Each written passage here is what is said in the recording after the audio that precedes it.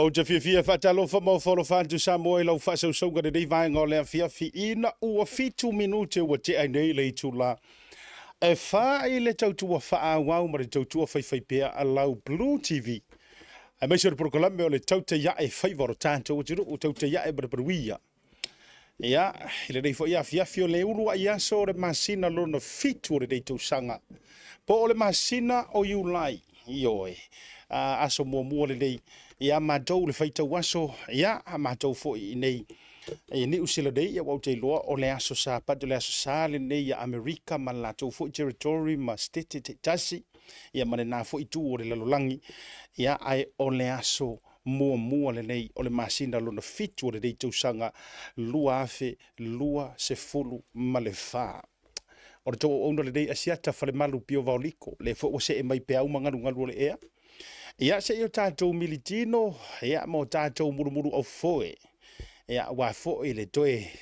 Tau awa mea ino tiu te mawhaiva. Ia e tau walantu le tautua a lau Blue TV. O mai oe le dei aso. O usau o kuri kirikili mai lavala usau ngā le tope i lungo le awala. Ioen. Toi te lava. Iyo, maua sa u speed ticket fo le kaki pinga mai ngō kawhare. Lenga whatoa umane ia na whai le mātou le submissions asia mātou wa onga fo e lupe fo i vau isi. I submissions lai whanga solo na amata mai lawai le tae au. Iyo, e peo no tau sila mai ai. Amata mai lawai le tae au le whanga solo ino o tātou tōlau longa o tātou oral submissions. Ia, e luma o le o tātou komiti whaafoe fo i le pāle mene, whaapāle mene o lo o lātou ngafa ma le fo i a whaatalitala noina. Ia, o vaenga i te tau wai ona pasia le tātou whaitaunga lona lua o le pili. Fo i lea a le sunga i antu yono, po le li whaipule le green. Le pili lea e toi whaafo i mai ai ia le tātou citizeni. Samoa i New Zealand nei, lea sa ave e seina. Ma sui tūlanga ina ni usila i le lantou pili fo i lea o le Citizenship Act 1982. Le lana ngā whakoha umangi e umangi wa awharakoro. Ho kirikiro ako le walu waki a lau te sau mai mangili. Ho whapea e le ai. O le tuilo pūlo wha transporter. Ne ai, wane unga ia i oe ke whaianga mea. Ai ona ole nau mai. Ina ia a mata le tātou purukalame le Jamie Sao. Otherwise, yeah, it would have been started tātou le awhalwha. Ia pole la talata fo i le lima. Ai oi lea. E se le whai mea pāleni o le atua. I lunga fo i le nei taimi le tātou purukalame. Walanga o le masa o le submissions le tātou lupe fo i vau esi. Waka i se furumi nguke kurupu. Ai ta i 5 minute tangata taito tasi.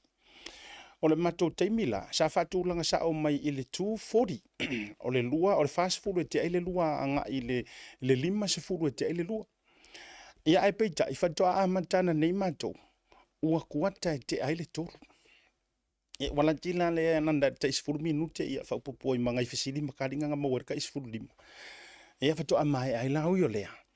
Ia whata lofa tuai mawfo lofa tuai. I le tātou purukalame wo ma paanga mai a wako ke visiri mai po ainga ia o nga wako sila fia le ia lenga e lua tātou potu sa whaonga. O te langona la o le potu nu o le si potu a wai whaolonga whaore e ima le pi. O le si la potu. Le sa whaanga solo i ai le tau te vai mai le live vo i lea le PMN. O inga ala lenga yesko inga ia le taitai o le tuangai. Ia ma mai se fo i la ia o lona au waa malanga mai Samoa. Le sui taitai ia ma le whaipule o whalea te tolu. Ia ma nisi lawa fo i lantou. O lantou la nasa whaanga solo i nā kamanga ngai i le live al PMN. Ia o le isi la potu le na mantou iai. Ia e le isi live e kwaia tā lava e i te tonu re tamana na. Le ntou sila mai na ia taina tu ina ntu lunga wai whaatanga lava le media. Ai se taimi muli o na toi a fele e o le whaasoalang o le tautou te le whaamalo ma le whaatalofa. Whaatalofa antu la malo lava le taputupuai. O ta mama tina mātutu a whapeo e whaafonga mai maua le nei porokalame. A o e sa e soifua mai. O lo e soifua pia. A e le vā o le tasiiva lua wha a nga i le tasiiva whaiva. Lono winga o le talavou o se toe ina po se olo matua i le taimini nei o le fitu lima. Fitu lima. Le matua o le soifua. A whapela o e mai mua mai po o e soifua. A o e maua le nei porokalame. whaaftai atu I lau tapua inga. E ui o le ia e whaiva, ia e le I o le taimi e tō lau pe pasi le pili lona lua. Ia ai ia langona. Ua ata ia wa tawhata o tau lelei. Po wa ta oto fo. Ata o tau lelei. Ia il wha moe tele male ano ai o ta mali o le tātou watunu I whale tua fo I matausi o le tupulanga talavou o wha aurulunga o ekalesia so o whaatasi a whawhengainga wha urulunga o company tu maonti whai pisingisi o loia o fo mai o whaia onga le ano ai se o ai se tangata e le se kangaka whai pisingisi io o se tangata o lo o tautua to a dele o nisio I lantou le sa tutula I luma o komiti filifilia le pale wha mene le lantou te lau li liwina le nei pili. Ia, talo matu I le tua ia pasia. Wow, e ira kari kongunga I pasi lor fai kaunga ronga lua. Ia, nongo winga wa amatana I tilo le laula au fo ilele I ro passport. Iyo, le lalanga ngo walua yang ngai fai le man submissions fa tai fo ile fionga tete fo no lupe fo ivo is ko fuma ua mare fue iyo kali fo ile ka ngore fue lu ia fai la ula fala uludi ia na fai la utala e lua va e ngai representing ale ula fala uludi le wo sauma mua e na te representing se aso fa no na tupu ina wo to tangofi sengia ma ave se sig sengio Samoa e pei ona ta oto mai ai le unga I na le Privy Council I le aso sfruivo you like to see iva valulua pei la se aso fa ngoa wo sau ko e ka o ya uko ia o se aso e fa no mo mato mela ngai ka o aso fa ngoa io a o le si tu o le o la fala la nuludi o te mana o e whailo antu ko komiti. Leanga o le lanu le nei e la walunga ai ni usila o le All Blacks. Iyo, e tau atu ai. O mātou mātou amata mai o mātou mani o tautua a lenga kou ave e sea wha sori kula fongo o lako siksengi. E laula au uli uma. Iyo, e Black Fern uma ka kou pe All Blacks uma. Ai ona o mea whaale fetaui matulanga whaapurukiki matulanga o le loto ti ngā male whaelonga lanu na mafu ai ono tau ave esea na ia uyo lea a whapela o le te tapua I mamau mai ia te talo I le tua matu o whaiva o I la tau sa tutula I luma o la tau o le komiti filifilia lea whaapale mene la tau te iloiloina ia le vaenga foi o le tātou o lea mea ngai ka o responsa e sawa me ko ngala ngai fa ka ka o le sponsor ai ri ka ko fa sponsor o mangi me vo fa pe le le sponsor o se me ma tautia o ave se ai so tato wa ya ta tau fa tangata ata lo fa tu fio yo tala le ma o to o ma la vai lungo por kala me le vanga fe mali la wangi fa la kala ia ma to fe lo yo va ia ia le o va yangi o ke la o fia maua kwa ia le sunga te tai li tuangai so ngā tui lai pae mana tuala, le ango ilan tau sa mua tai au la tau submissions. E au te alua tula na nei, mau te o atu. E kārakasi wa mako kongu o le whanitani malole, le Chet Park Hotel, le mangele, le whatau nuua. Ai, o ke ruak, ai whailo le lunch, tau nuua ti o. Ia, o la turo ai whailo le lunch ma tūlanga. Iyo. Ia man tuala ko nginga sia makoa o ngai sisira mai foila le la ko ku ngana ma ka le ma le fionga ke fo ma te sava vali atu e mu ma I ia ma le matou to nginga ngai langu me sama ma losi le matou ko nginga le matou ia ma le to sisira mai ai e mu mara I winga le mo me langu lo I ngai le ma ka le ai ma te atu to ate le yo tangata ia fela nuna noa ia au faisuki ngai ko ke sisira mai to telefone ia aku aka masefo mala ia mu mari ko o fapia io ana fesili mai pole hale le itua wala ko ngale sia matua onga io to ngala vale ai ana fesili mai lan sisi fo itua tu fapia mai pe ia o le fast le ia po le leipa fo o te faisa o ia io elenga tailea o te sau le o se kama kuai o korisi ai a fai fo o te sau i o te aloa ia le matou fainga malo le ngata o Samoa io a le lanu le toto Yesu o le lanu lea e le ngata o le toto na malingi o matou tua amani matua io sa o tou tangata valeina io ma fai fa malosi e tou pulenga i ngā po a le o uma enga ko ko ave se mar matou ia te tau le sik vai no winga pe anga fa pe ka ia o le faina o te le tu lau fele lunch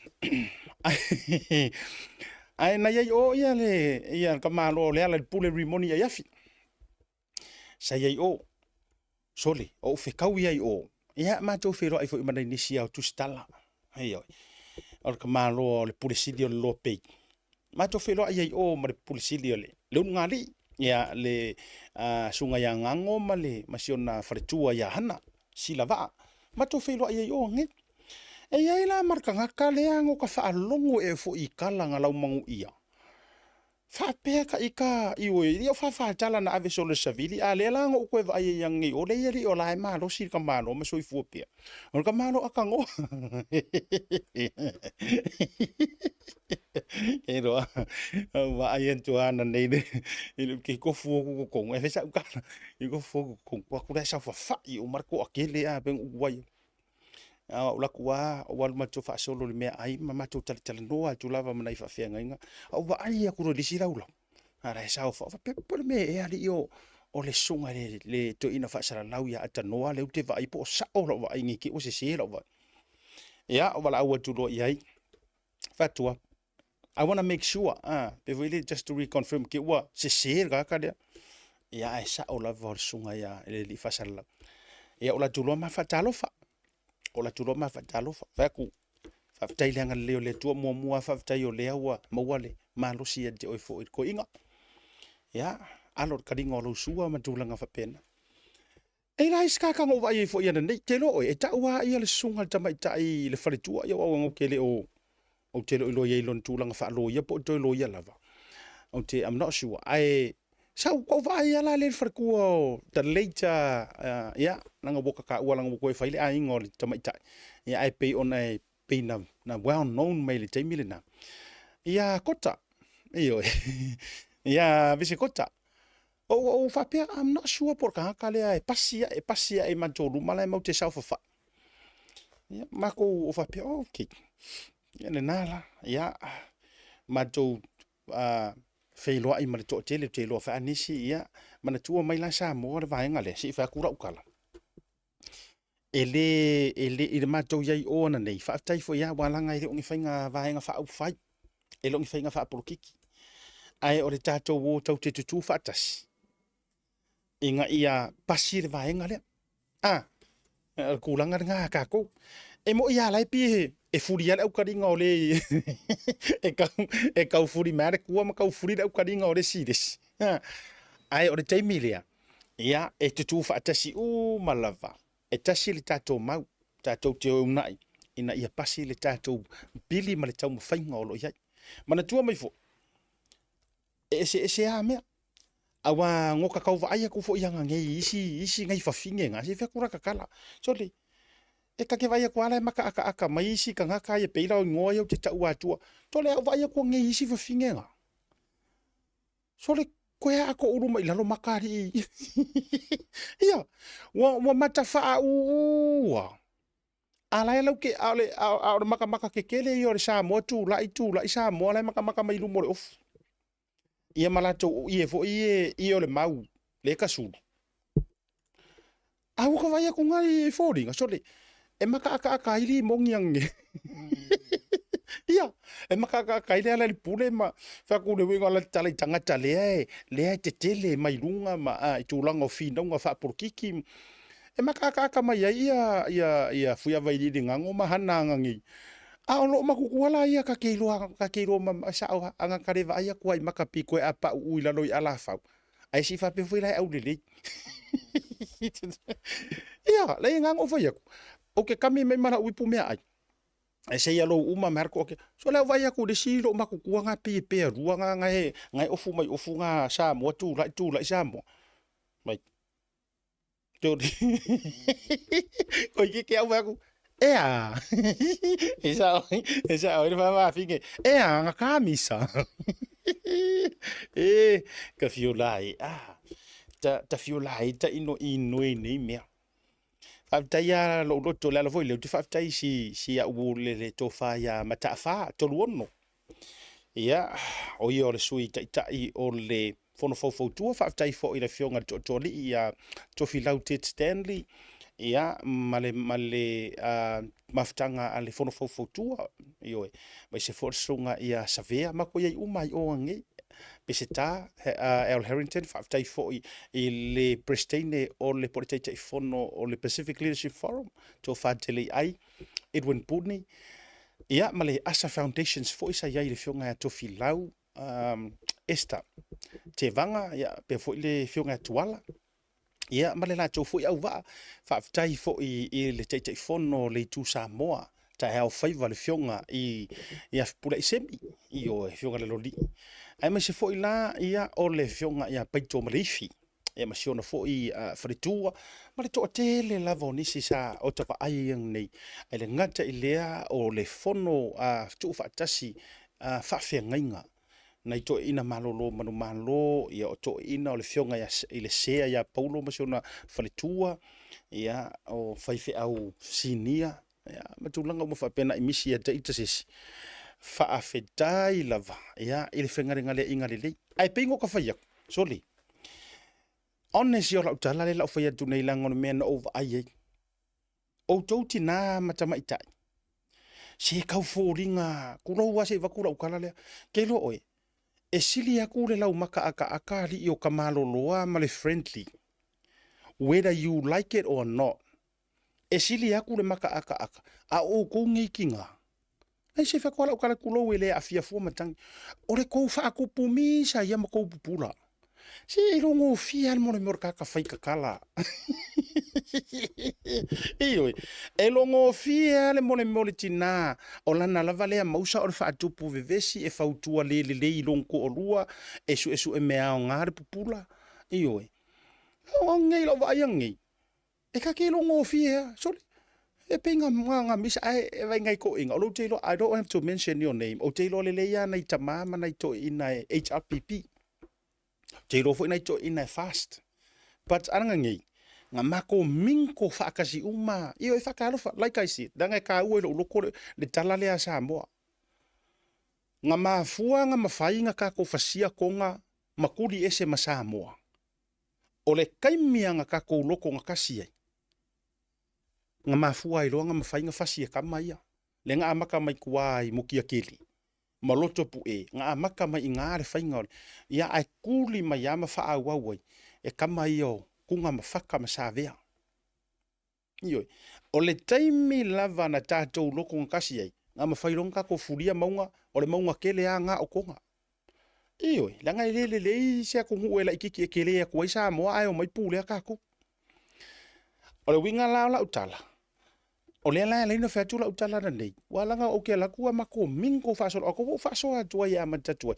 Ia le proklami e umalo tatu o malolonga. E foi mai lo le malolonga. Kako ko ngeki mua kui Australia i Melbourne.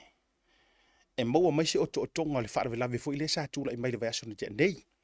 Ai ono o le tatou te iai i le tatou wha malo ma le wha talofa. O le winga ngā le lenga whakura ukala. Ngā kako misa. Ai solo musa mai ku lou anga ki ngā i e fōringa au le lei, le lungor kako purkalami. Iyo e mata mai tai. Nei au te leo, o le specific la wala ukala, i ka ngaka iango wa ai e yanga ngei o. Le ai a whai e ke HRPP. Ma lia lau loko. Aka pea ma kako ufa aka alofa, as much as fo i lo tatoe ato ulu mai o tamata i lo talefia pupula ku ya o e maumaka. Ai ngā fōsi alo ka pi nice mo ka pi kind. Ioi, it's not because o so ka fia le leiva lea. Ai o le loto ngā tasi leanga e iai le mafua anga ngakaku o aku umai o ngofo anga le la. Kau ke kuku whaakas. United we stand, divided we fall. Ia o anga mea e le ongi ngofo ai le o se lau ko a inga ka ke pasi me malaka mea. Ia ke vai kunga makamai. Ayaka kepa. Ai se maonga la kepa ki e fa mai. Ya le vavi o le pongo wila lo. Oh, a o le matutua. O le makukua ia. Ya, le melea. So ia tau te mata fa ma mata fa sia. E fiu e vali e sainga. E fiu me o highlighter ma hilux. E fiu mea ngā he kakosi maka vali maka ai iai pauka ese oso iai mwhalao maka mewa penga. E tū maulava le manumi ono o le mata fa sia ma le mata fa Kau mawhaia ko ke aka. Ioi, ata pe te fia pe ke re fia aka ai. Pe anga uwha kua ngai. O te loa umanga le to te loa tātou au kilani e te HRPP e o fwere HRPP ngā o ke loa le au fast. Te loa uma. Ai fosia kua alaka. Ioi. E sa rifa whawhingi. E fosia kua ka foreign. E fosia kua ka foreign e popula ku iau foreign. Onga ona ngau ka inga ia kako maua ia vaai mai palalangi. O lai tau tio atu ma tātou foreign. E fia. Ai avai mai la palalangi e aku kungu pe o foringa. Oh, ia o alangi pili o le alangolango inga. Ia le na. Tato asa soifua ma so whanau. Na le lua e tato asa whanau. Lena tu ina mai tolu. Tato amata mua i le aso soifua. Le tonga tolu furu tau sanga o le tamaitai. Ia tupou Jolie. Po Sherry Lee Atalina Masoe ya famluia le atoanga lo tolu so vele mangai o le aka ar kenge le tupo Sherry Lee ele manai o lana ata ma ya famluia tule tua le atoanga o lo tolu se fulu tausanga ile so ya alo faanga ma famluianga ya peia o tupo mo hofo le na tu ina mai ia le aso whanau lea ia mo sio nalo a toanga to su sang fa unia tu te ia happy birthday ia te oe e le nei foi vaenga o le fiafi o le isi fa manuanga mai le tina ia Emma Lawson ia ina yo nalo masanga twins the twins brothers Darren Lawson au mua ma le sunga ia Andrew Lawson au mua ia lo faanga ma fa manuanga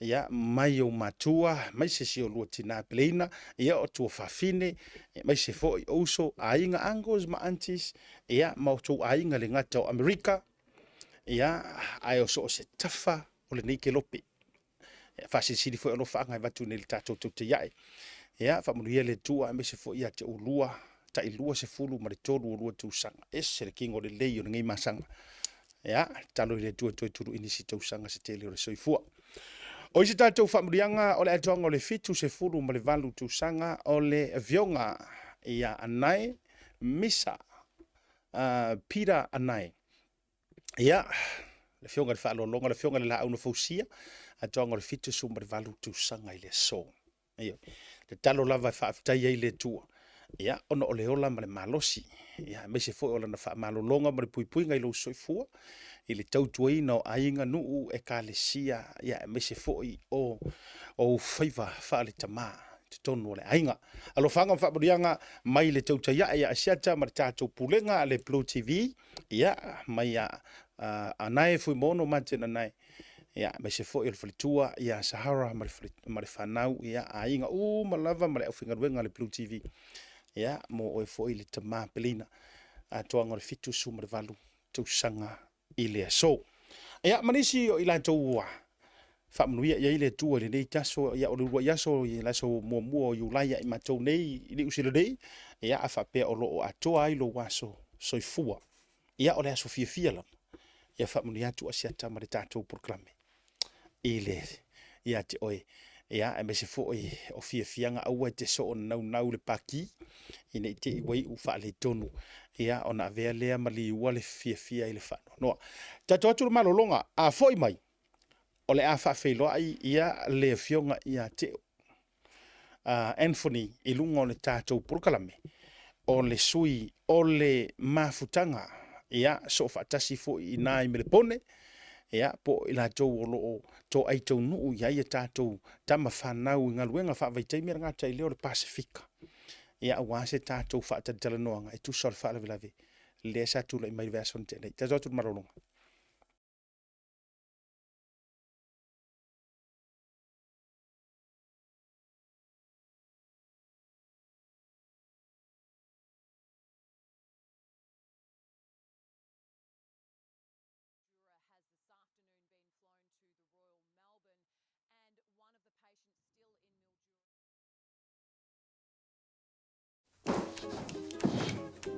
I've done my bowel screening test, son. I'm proud of you, Dad. Oh, good on you, Uncle.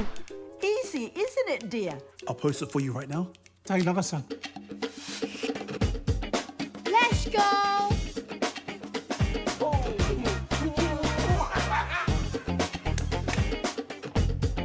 Solly, hurry up! Stop mucking around, just send it. Game's on. Family, make bowel screening happen.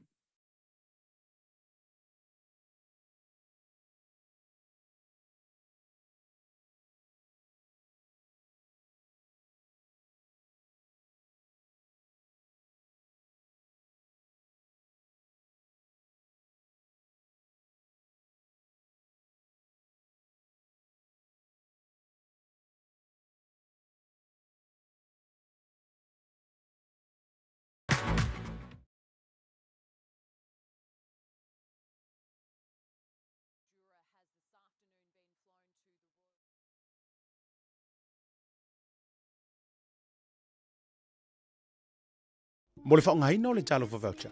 Dial www.pacific40.com i lo pinga te whailangi.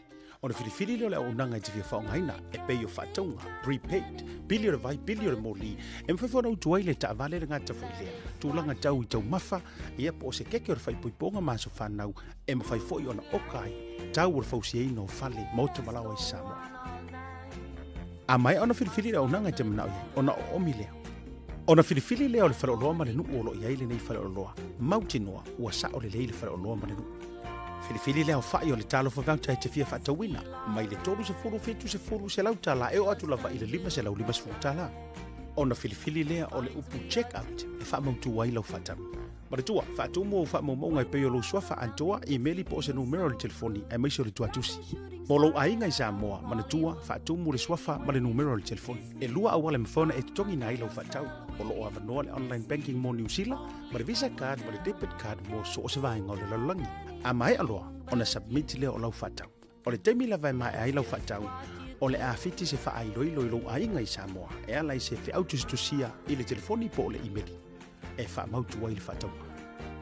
Manatua, Pacific 40, ma le talo whawauta.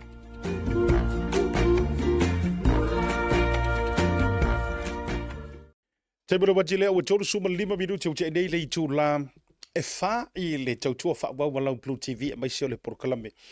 Le tauta ia e le nei vaenga o le afiafi wha talo wha bofolo whatu le toa tele wō ma paanga mamae a le tātou porokalame. Ia o le fōwa i lunga ringa to le YouTube channel a o le tātou Facebook live. Talo wha ia e talai ngā whisola i suia. Ia, ma le tausia Julie le mafuta mai la lo le lo mua Wellington.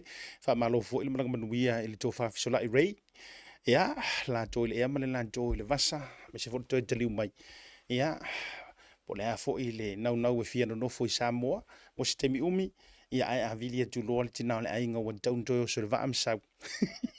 Ia, e ia se fia fai loko. La tō le whatangana na o le luaso, e ngā o le lua le vaso e alua, e le ia se aso fō popo. A talo whatua ia te oi fō i, leu so tu lau fō i. Ia, suafa. E join mai loa i le fionga i te o mai amba Anthony Sophie. Ia po Sophie. Ona tātou kolosi e tua i lola ia lea. O le sunga le li Prestane o le United Pacifica Council of Victoria. O ia fo i o le Pacifica Advisor i le Coroner's Court of Victoria. O le taitai komiti o le ala manuia i le fono faufautua a tangata Samoa i Vitoria. Mana tua mai fo. O i kongua. Le sa tupu mai ai le wha lave lave mātu ia. Le sa tupu mai le vai aso na te anei. ia ma o te loa o lea ua maua le mafiso o tainga ia ma le fionga fo i le taitai komiti o le ala manuia le fono fautua tangata Samoa i Vitoria ia o le fionga ia teo maiava Anthony Sophie ia kolosi sa o atula vai Vitoria ia i le nei taimi o le afia filungo le tautai ia e whaatalofa whaatulima ma whaafela ia tu lau fionga teo ia a fionga ia matala mai au lungo le tapu proklame ma lo le soifo manuia.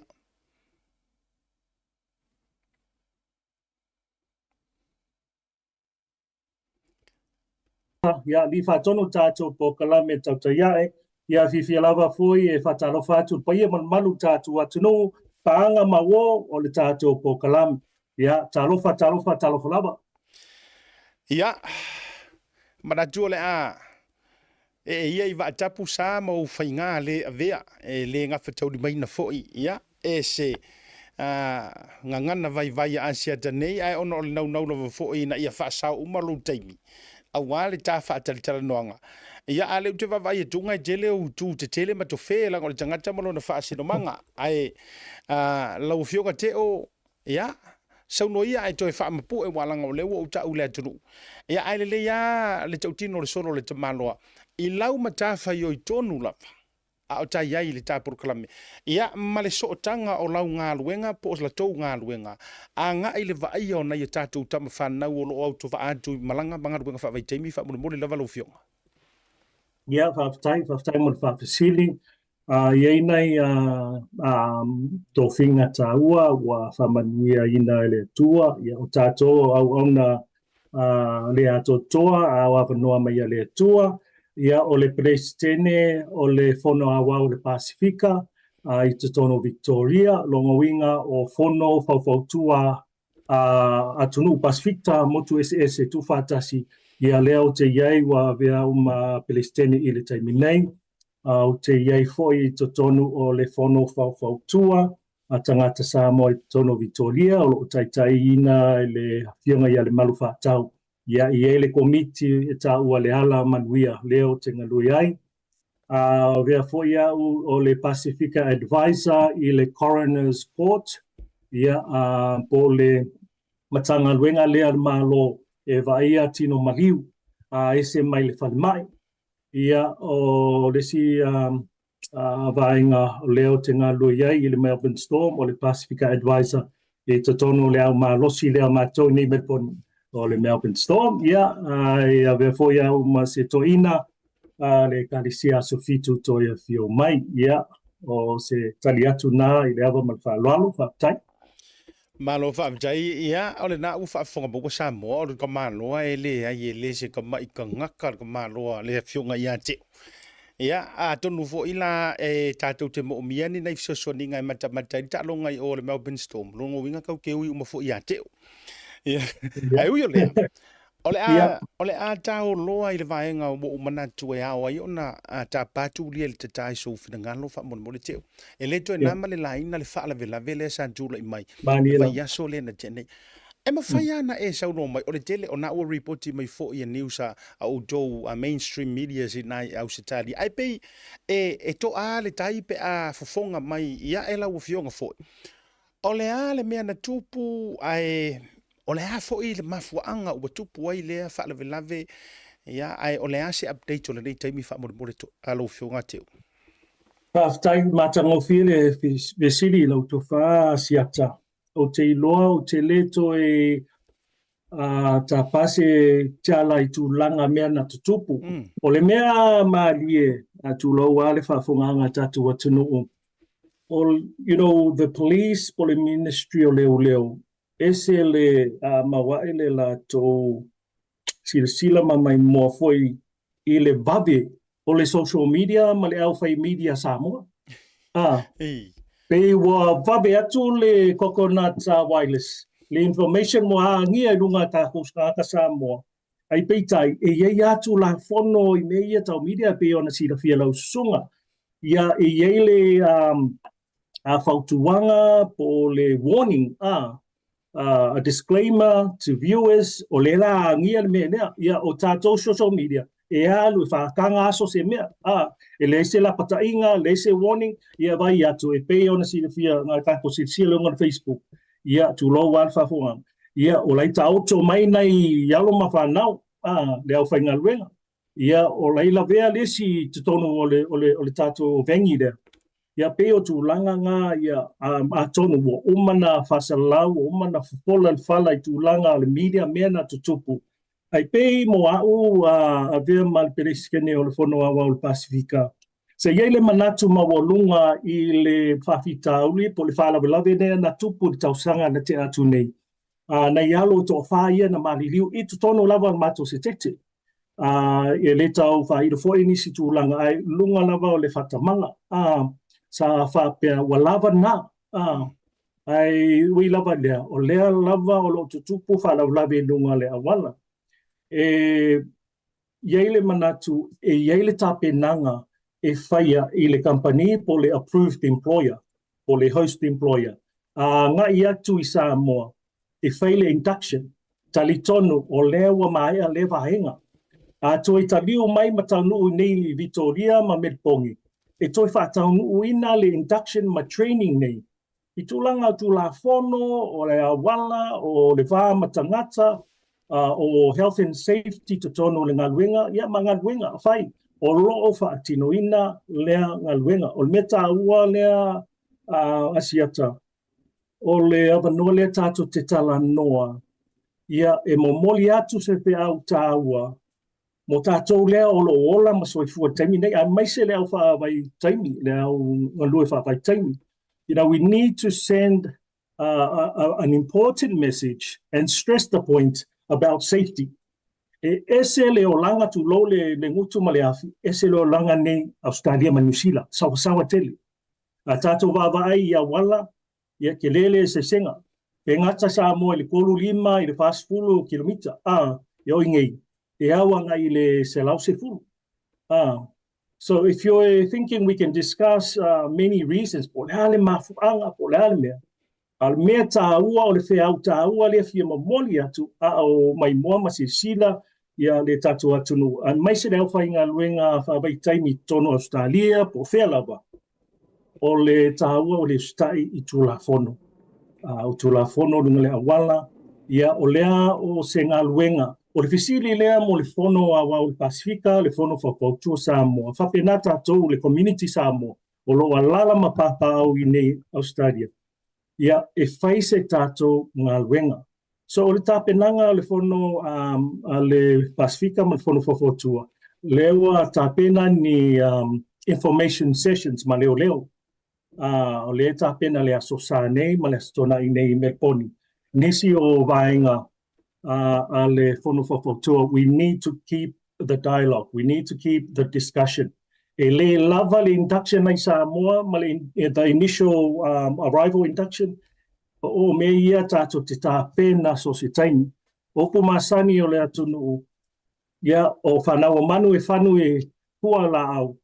O whanau le tangata e whawhana i upu. Pei o le mea lea leo vai atu. I think I see the gap here. Wa motu le leo le whale matua. Leo o mai nei alo mawhanau. So we need that. Avea tātou Samoa lo nofo i atunu nei Australia ma New Zealand. Avea o le leo le matua i nei alo mawhanau. Pese wainga ngā o le whiau tāua ia fia momoli atu. Ia tātou ngā le lue whātasi. Pasiata, I tell you the truth, you know, I tele of silta inga ma i meli lea wa alu i matanga wenga le malo ma nisi o tangata Samoa. Ia na o le tusi lima, o le ngaluenga ngā o le employer, o le ngaluenga ngā o le agency, o le ngaluenga ngā o le CLO, o le ngaluenga ngā o malo Samoa, malo Australia. Le ai, fesili tātou ia tātou, what can I do to help? What can I do to come and organize an information session so tai mtanga luenga le leo? Mai whātasi. That's what we need. Ia a pei o le tūlanga ngā to say mat fesili whaktai. Malo whawtaia te o ilau saunoanga. Mana ia o le avenga whaalapata inga. A wai pei o le mea lava lea te tupu le teimile nei. O le tele o tātou manantu ma le tele o tātou e o Sofia. Pe a umanginga kupu se mea. A o le fesili tūtasi. O lava mafua angai te tau wai o na tau fia mea nei ma le toi te tupu foi. O le fesili alo winga o lau tala. ele ole sona lava nei fale fainga luenga ma porkalame nei ele ole songa lava mai mea na tutupu mua ma mali liwai ma te tauloa ona sitia se si tūlanga pe wakakaunga la koiloa o le speed limit o le ave sa moa ngai ke sau ngoinga e ngakari koru se furu fast furu lima se furu a over voilo fie sawa e ke whaia i kama isa o ngā pu ufo ie ai se a wala to le suia hai se whainga awai e most likely nei fo i o le ua tātou whaanono o umale nei taimi le mea ua tupu ai koe kiki a ngai koe kupu fo i se si mea e alia ai fo i le tūlanga lava le whapea o ai se ai mafuaina le avifoni ave ta vale na ai se a o le fisili le lo mafau e madam e se mafuanga ya leina le avifoni tangata wailoa lo latou to mai loa lo latou si la fia i awala awa a 1 week or a month of training I speed limit it's not even enough equip tai mafau tangata yo mai Samoa makako ave ka vale walanga mafainga ya o speed limit ai le mafainga ya o mimika kulowa male tūlanga I le ese o le environment lea ua sau expose ia tunu I fafo. Ai se aile mawhai ai ona providing I ave ka avale a whainga ruenga lava ia. Is this because ele mawhainga la kokonginga se extra? What's the point around this? Whamore mole teo. Te tau si le whia. Whaftai tāua le fisiri ai bo mona o whaftai ile nei awa no whaaulo. Ina wa tupu nei whalablabe. We can have this straight talk, this dialogue, because it needs to happen. O e tele mafuanga. My background is in HR, human resources, wa iloa I tūlanga mea ia o me kau recruitment, ma occupation health and safety. Ia o mea moni e baba ai ale company I le staff for labor resources. Le lava ia e wha moia I nei laisene laisau mana I alo mawhanau mai Samoa. Ia nau le whaasino a le awala and just the initial induction. E sao lele lau sanoanga e le lama. Other reasons is just not enough personnel to cover these things. Ia pe o le mena e wha moi lava. Mana tua tato fo I mana o ngā Australia. O le lava le resources, human resources. O le ala nā wa mai tangata.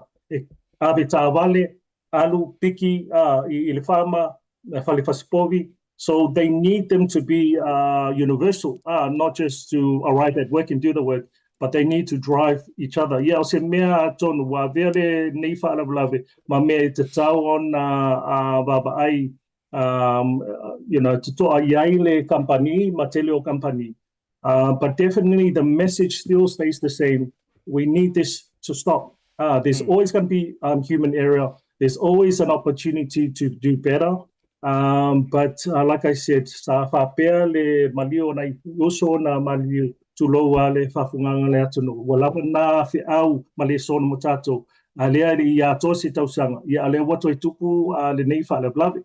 So I think that's the core message. O le si whiau tāua whia mamoli atu. Lea wa mawatu I le lipoti o wasau ma le ave tāwali. So I just want to send a message o le whiau I le uso lea. Whaewa e whafonga mai. I want you to know that God still loves you and God forgives you. And o se whiau e le whatonu ina tō wha ma le uta le tātou watunu o ma le larolangi. Lea o tātou te whaitau atu ni message. Ia manatu avatu I lunga. Ia toa le tai. Ia tātou maua pele file mu ma le nganga wha ngalo. Ia God sent his son. Ia mai le alo o le tua e maliu mo oi mau. Ia mai se le aveta avale lea o se whiau tāua lea. O le tusi o ia kopo. E whai mai whatusa le tātou ola I le puao. Our life is compared to the mist. Ngā ole aliali se taimi pupu na mau atu lea. It comes for a moment and gone. Longa winga o le tātou ola e whatau waa. So for the seasonal workers, la toa vea matangata whaingaringa whaawai taimi. E whatau waa le olanga. Lea sa whatau ina I nā Aotearoa Asiata le vai aso sa nganganga Samoa. O le autu, tau tua I le alofa. Le lumanai manuia. Serve in love for a blessed future. Leo mai a tato au whaingaringa I nei. Ia tau tua nā usitai I tu la fono. Usitai I tu la fono le awala. Ia e te saunga le muai ma ia sao mai patitauli. Malo fa ia te o te mana o te toe me itasi atu la vai fa lave na tula mai walanga moni lau sau noanga e mafaina tatu tala noa fa fautuanga o te rofele ia se fale fa sala lau le foi ni ekalesia manisi o lo ile taimi la vale nei ai o te mana o tau te foi ia ngai ile fa lave le mena tupu e tau mafai identify po le ale mafuanga o le fisiri lo te fia vatua o le mai tau wantu e na o le lua suru lima tau sanga. O le ave ka vali. O tau sanga o nai ta mama na yuso ia lea ua tu lua ua mali liu le to o lua manisi o lea manu nu o ngonga ma le to o tere. E faisi mako kua keli. O le winga la leu te fisili ai. O consider ai company po ai foi. Le onga le pa ukongu ai le decision making ei e la tau te filifilia ka mai ki e kango le foi uli. Awa e ka uma ia kausanga ia ke au. E ka uma i fo ingar ku ai ngā makua o lo ia ku ai ngā mafau. Ai o la tau i loa fo i o le ase umi ngā laisenge ai ngai ka mai Samoa. O le how long o langa full license po le alava le tu ai ngā. O consider uma nei vai ngā uma fa bena. Wa langa e mo i tātou te pisa il fa korokolo ngai ko inga. Ai e le upu ngā e o umai lalo le waki. Ia te au. E sili atu le maua o lau ticket i lo silo. Ngai lo le maua o kangi a we male whekangisi male mokusia o mawhauwhaunga o yo o mafukanga o nga wala ver ka vale kalura ngau male whaangangaki male a o tau maua se ia tai le manino le whawhisiri le usunga siata e taua e te tau lava o na to ilo le criteria e whiri ai le tangata e ave tāwale. Mana tua e sele se o mangala ia Samoa mane Australia ai pe falling mai le criteria le i le company po ni Australia po le ausia le tangata i le laisene o le laisene talia i nei a Victoria awa ese atu la fono o se tete ia leo te talanoa patino i nei a me poni ma le se tete o Victoria. O le tangata e nofo i nei i lalo mai le ongo masinga e mawhai e whatangaina le laisenge Samoa. A ausia ngai lunga le ongo masinga e kakaunga whare liu le laisenge. So o tasi mea na, o le criteria lea le te sao no ai. E paua le mea i a whatangaina, they need to be a qualified license holder. Ia o nisi tūlanga po le ale umi o le tausanga o po le lei po pe whai nisi test o mea nā te tauna toi te tiro iai.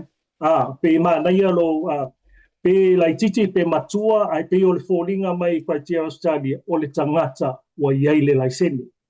O le onga matpasi o le laisenge wa lava le na whatangaina ave tāwale. But in consideration whether how experience and that ia ele vava ai le tūlanga ngā. Se va ngā insurance, ia insurance ese, i le tangata lai titi ma tangata matua. Au le ave le tāwale tutulo, ia e fufua le license. If you've got a license, you drive. Pe o le menga, e ngā le tika le box, you qualify, jump in the car. We need to improve the process. O lea, wa tupu ai le mea lea. O te whai, okay, let's go in the car, we need to go, I need to see. E le ngata ilo vai le license. Also ka vale le vengi, I want to see how you drive. Ia pe le improvement or procedures, ma processes o le company. E au ana sa ia nei tatu alma whanau. Ma lo whaftai lo whionga, te opo lo whionga whele na votaua. O le isi vaenga o te whiafsili atuai, o a mai la nei, e eisi tamasa maisio na tau te rona nae wafaso Solomon Wia. No ma fau lava, po pe o te tango share, te whatula o tala lea. Ona fo yo au fo yo te tau e popole lava le sheinga o tuainga i fōringa vai alanga o te manu i meo le privacy o le tangata fo i lele ma private. Ai ona ua koi kiki pei or ko uru mai o le kimu le ngonga i o le messenger wa send ma forward mai nei tangata ia naite sila fia te o le tūlanga fo ia u kango e vakurunga pe wa te lese reach o le mātou nei. Nā lai lono u tangoloa tu uilunga ona o lai pei a mai mase mo mianga tau sa ilinga o sona ainga. Now my question is, o a mai nei tangata i e soifua pea, ai me se o na tinga ina, o lea se update mai o la tau, wa contact o la tau ainga, wa maua mai nifis o ta inga wha mole? Paftai, ta awa le fisiri. Ma whai ono a vatu i se whamatalanga whaingofie o na iaia nei tūla whono a mai se mātoro taitaia maua sota inga. Leile whamanino le tūlanga lea wa iaile ngā luenga fi tāolo o ngai ma le tato CLO, le Community Liaison Officer, o le sui mamalu lea le malo sa mo lo o iai tutonu o Australia, o lo o wa aia le tūlanga I ala o sota inga, I matanga luenga le malo, ia manisi company, ia ma services o lo sosoani I le whaati tauli po le mele na tupu. So to make it clear, sui malu malo, the CLO, ya o whaia langa ngalwenga o le sota ina mai, ya lau nei tangata, ya manisi o mata ngalwenga malo. O lo iei fo ile ngalwenga o lo whaia I le host employer, o lo whaia lako seminar, lako suenga, I tūlanga whapena, if so ani, monisi o lo ola masoifua I le company la tosa wai I tonu le palavlave le ya manisi o lo toi mai le company lona lua lewa o mana o mai mafatino ina le nga luenga ale insurance o le insurance company fa pitoa ya wa ye foi la to semina ya fatatau o le welfare o le trauma o me tulanga umana lewa ngā le lua iai o tu nei company ma insurance ma tanga luenga I lato tofi ma tulanga tauna iai ma whatino mo le support, mo le welfare. Ia lona tolu wa mai a foi le sauninga lotu whapitoa mo le local community lea. This is not the official press service, inga o se response o nei whaifi au. O loo iei tutono le ai lea. Mo le nofo sila fia, mai se nei tato viewers I New Zealand ma Samoa. O le mamau mai le mato ai nei o Melbourne. Ia ma le Mildura, lea tupu ai le whaalavelave lea. E ono I tūla le mamau. I te le le atu o le vā lea. So iei le local community response o nei whaifi au ma community. O le pitonu o lea mea trua. O se atu nuu e pito nuu e lau I loa tonu Victoria e tō tele ai tangata tonga. O te aveale nei taimi o te momoli atu le nganga whaftai I le community o tonga. Lea wa lato tali atu ma watu lato fisosani. Le ngata o me ai o lava o la ei tu lo me umana na lato hostina foi I le weekend ia na yo alo ma whanau I le kampani lea. So o le wa alupea aluluma le ngā luenga o investigation le coroners ia whapea leo ia tono ele I mai a foi. So o se update ngā ia maua pea tātou le mawhanwhana I se tala fau leo a whailo atu I le teimi nei I le update o loo iei le support le community matanga luenga leo mal coroners ia whapea le local government ia o MPs ele muta le sota inga mai o Mingiskam Whaipule mai lato whamaisenga. There's condolences coming from the Pacific Island communities. Ministers Whaipule umalawa tusai manei whaalavelave na tupu. Watu le se tala angai atu I le support ale malo. I le whaalavelave na tupu nei uso to wha. Na whanda le malo na ipasi watu le masi atu le whala si inga kao tupu mai o le atu nui tono le aio Melbourne angai Shepparton. Ia whapena o lo whaatalitali foi le support o le malo. Ia whaatalitali o le taimi nei mo le fono le paufautua tangata Samoa. Ia whapea le fono a wau le Pasifika o lea wa on standby. Ia so tai mai se taimi le consular ia whapea le CLO ia isitulanga se service, memorial service o se whainga lotu e watu whaatasi e ngā reloi o loo mawhana le so tainga ma le consular ia whapea le CLO sui mamalu o le malo o Samoa ia ma le wā mātou I nei o ngā reloi ma tutono community o Samoa ia ma le Pasifika. Ia le ava ma le whaloalo, whaftai. Malo whaftai e lo te mamao ni nai vaenga fwy whafsili o na whamai elo le tātaimi lau whionga le navo taua. Au te toi fia follow up tu lava whafsili le nei. e tu sa yo le live le na mai e se tasi o tamaita i lunga e tau sa ili mai se ainga o si ali ile na se tasi o li na fia au tele lo foi po le how long ago le umi po ona na fi po tele juan na fi langa fato a o mau na fi no tango le share o le winga o la utala ai se awa tau tangi solo ai fa pea le su e no nei ainga nei tangata ai o fea le process sa o le fainga o vaenga ia fa pe foi ita a o tupu lo le fa la velave wa kau foi la nga mingoi wala ngai tau na longo lo sa mo ai le matanga ruenga ale MCO ia MCO lo longo a inga ia po ila tau foi lo tau o liaison ai pe fo linga mai o le o tau tapa solo ia sia tama po sia fo uso tu lo ia lona e tau tapa solo mo se so ani e fa o wa kau su e wa public ai le su e ngo sona a inga tu lo wa pe ele o se tanga te yeison a inga now and I'm not pointing fingers isitenes tama ita ile na tango faile live I salute lai tolo bu lo lang o lawa mai fa tanga nga ya te ia alo winga na lo te tau fesili ai pe yeso si le fia lo fionga na voto ai se awa kau sa ili fa alo ke le fa pengi ai ngo ngai kanga ka o te tau ona so tanga lo ina o tupu le fa la vilavi fa mo le pe yeso si le fia le vanga Aftai asia tale manino sidi le aftai tono o to tele o mai mo ma fa longo spoi tato so ta inga le we go back to the process Manatua lena tato tala no induction ia fai Samoa I nei le Chinese tata no umai we need to improve the process o le ala of sota inga communication is key wo umana fai induction o nei tangata fai ngaluenga I think what we need is to improve vatu le numera o le consular o le komisinga the high commissioner o ye Canberra o le ngumela nga vatu iso sesi mana o mia le sosoani le CLO le ye uma ngumela nga if so ta ia nga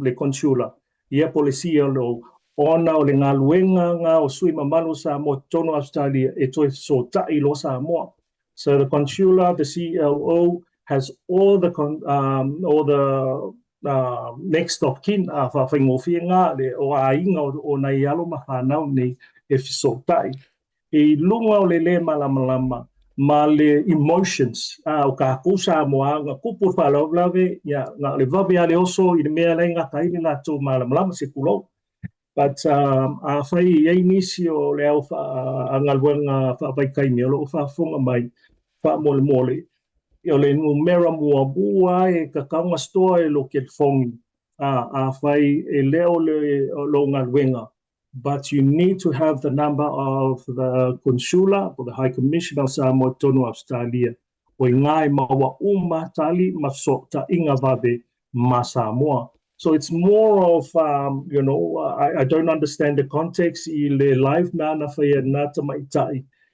o tato Samoa o ini whalaulawe. O tātou mafia sosoani. But please, if we can centralize tātou communications, ana le consular, the high commissioner, le CLO, e maua uma lai tangata na o sui mamalu le tātou atunu Samoa, I Canberra, ma runga singi. So o se fautuanga ngā I le loto mawalalo. A tonu lea tātou te mana. A o le mea le live. E le leile le halu e te fisotai e vidi. E le angia mai ni ata e mata mai e le maalia le whafunga o ainga o nei alu mahanau. Wa mua I loa lesi. E muli lato. E onga tangata lea. I base fotuanga ma le loto maulalo. All seasonal workers, ring the CLO, ring the High Commissioner, le official consular, o ngā e vawe ai le sota inga ma Samoa, o na maua ai le soani. Ia, e le ai se tangata o te tari tonu, e le ai se tangata I nei, o lo o sau I ngā ruenga whawaikai, e le ai se sota inga malanga ainga. Malia. Messenger, they have it on that. Le melea wa so vale si kulo le nguko male afi. Le si tangata tama fai sosoani. E le sosoani. But se sele awala. O le au ngā le sosoani na. I le ava malfa loala fa tai. Maloa whaaftai lau whionga le navo tau ola ofisiri muli ta wha mawai ai ia i le rivanga le fiafi. Ua maua se result mai o le tangata sa avea le ta avale wai peisa tau mate mai New South Australia po o under the influence ia po se po le alcohol matulanga whapena pe o le vai lava ia po o le whatamala.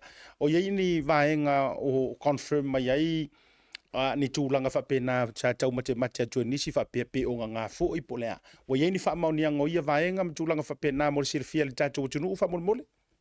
Aftai, whaingatāna whai atu se tala mawhai ona watu whawhaingo fie e lei whaamaunia ni tala leo wa iei se influence o mea o le ama malosi o whala au whasaina. So there hasn't been any formal report i le tūlanga na e pau lava o information e pe ona tātou maua lunga le social media ma le news. O le sawasawa lea is a component or contributing factor i le lavea lea. Ia mawhawhau i le tūlanga lea o le van o tumu tos fulmatasi la tona iai whaisinga mamafa au le sawasawa lea alu.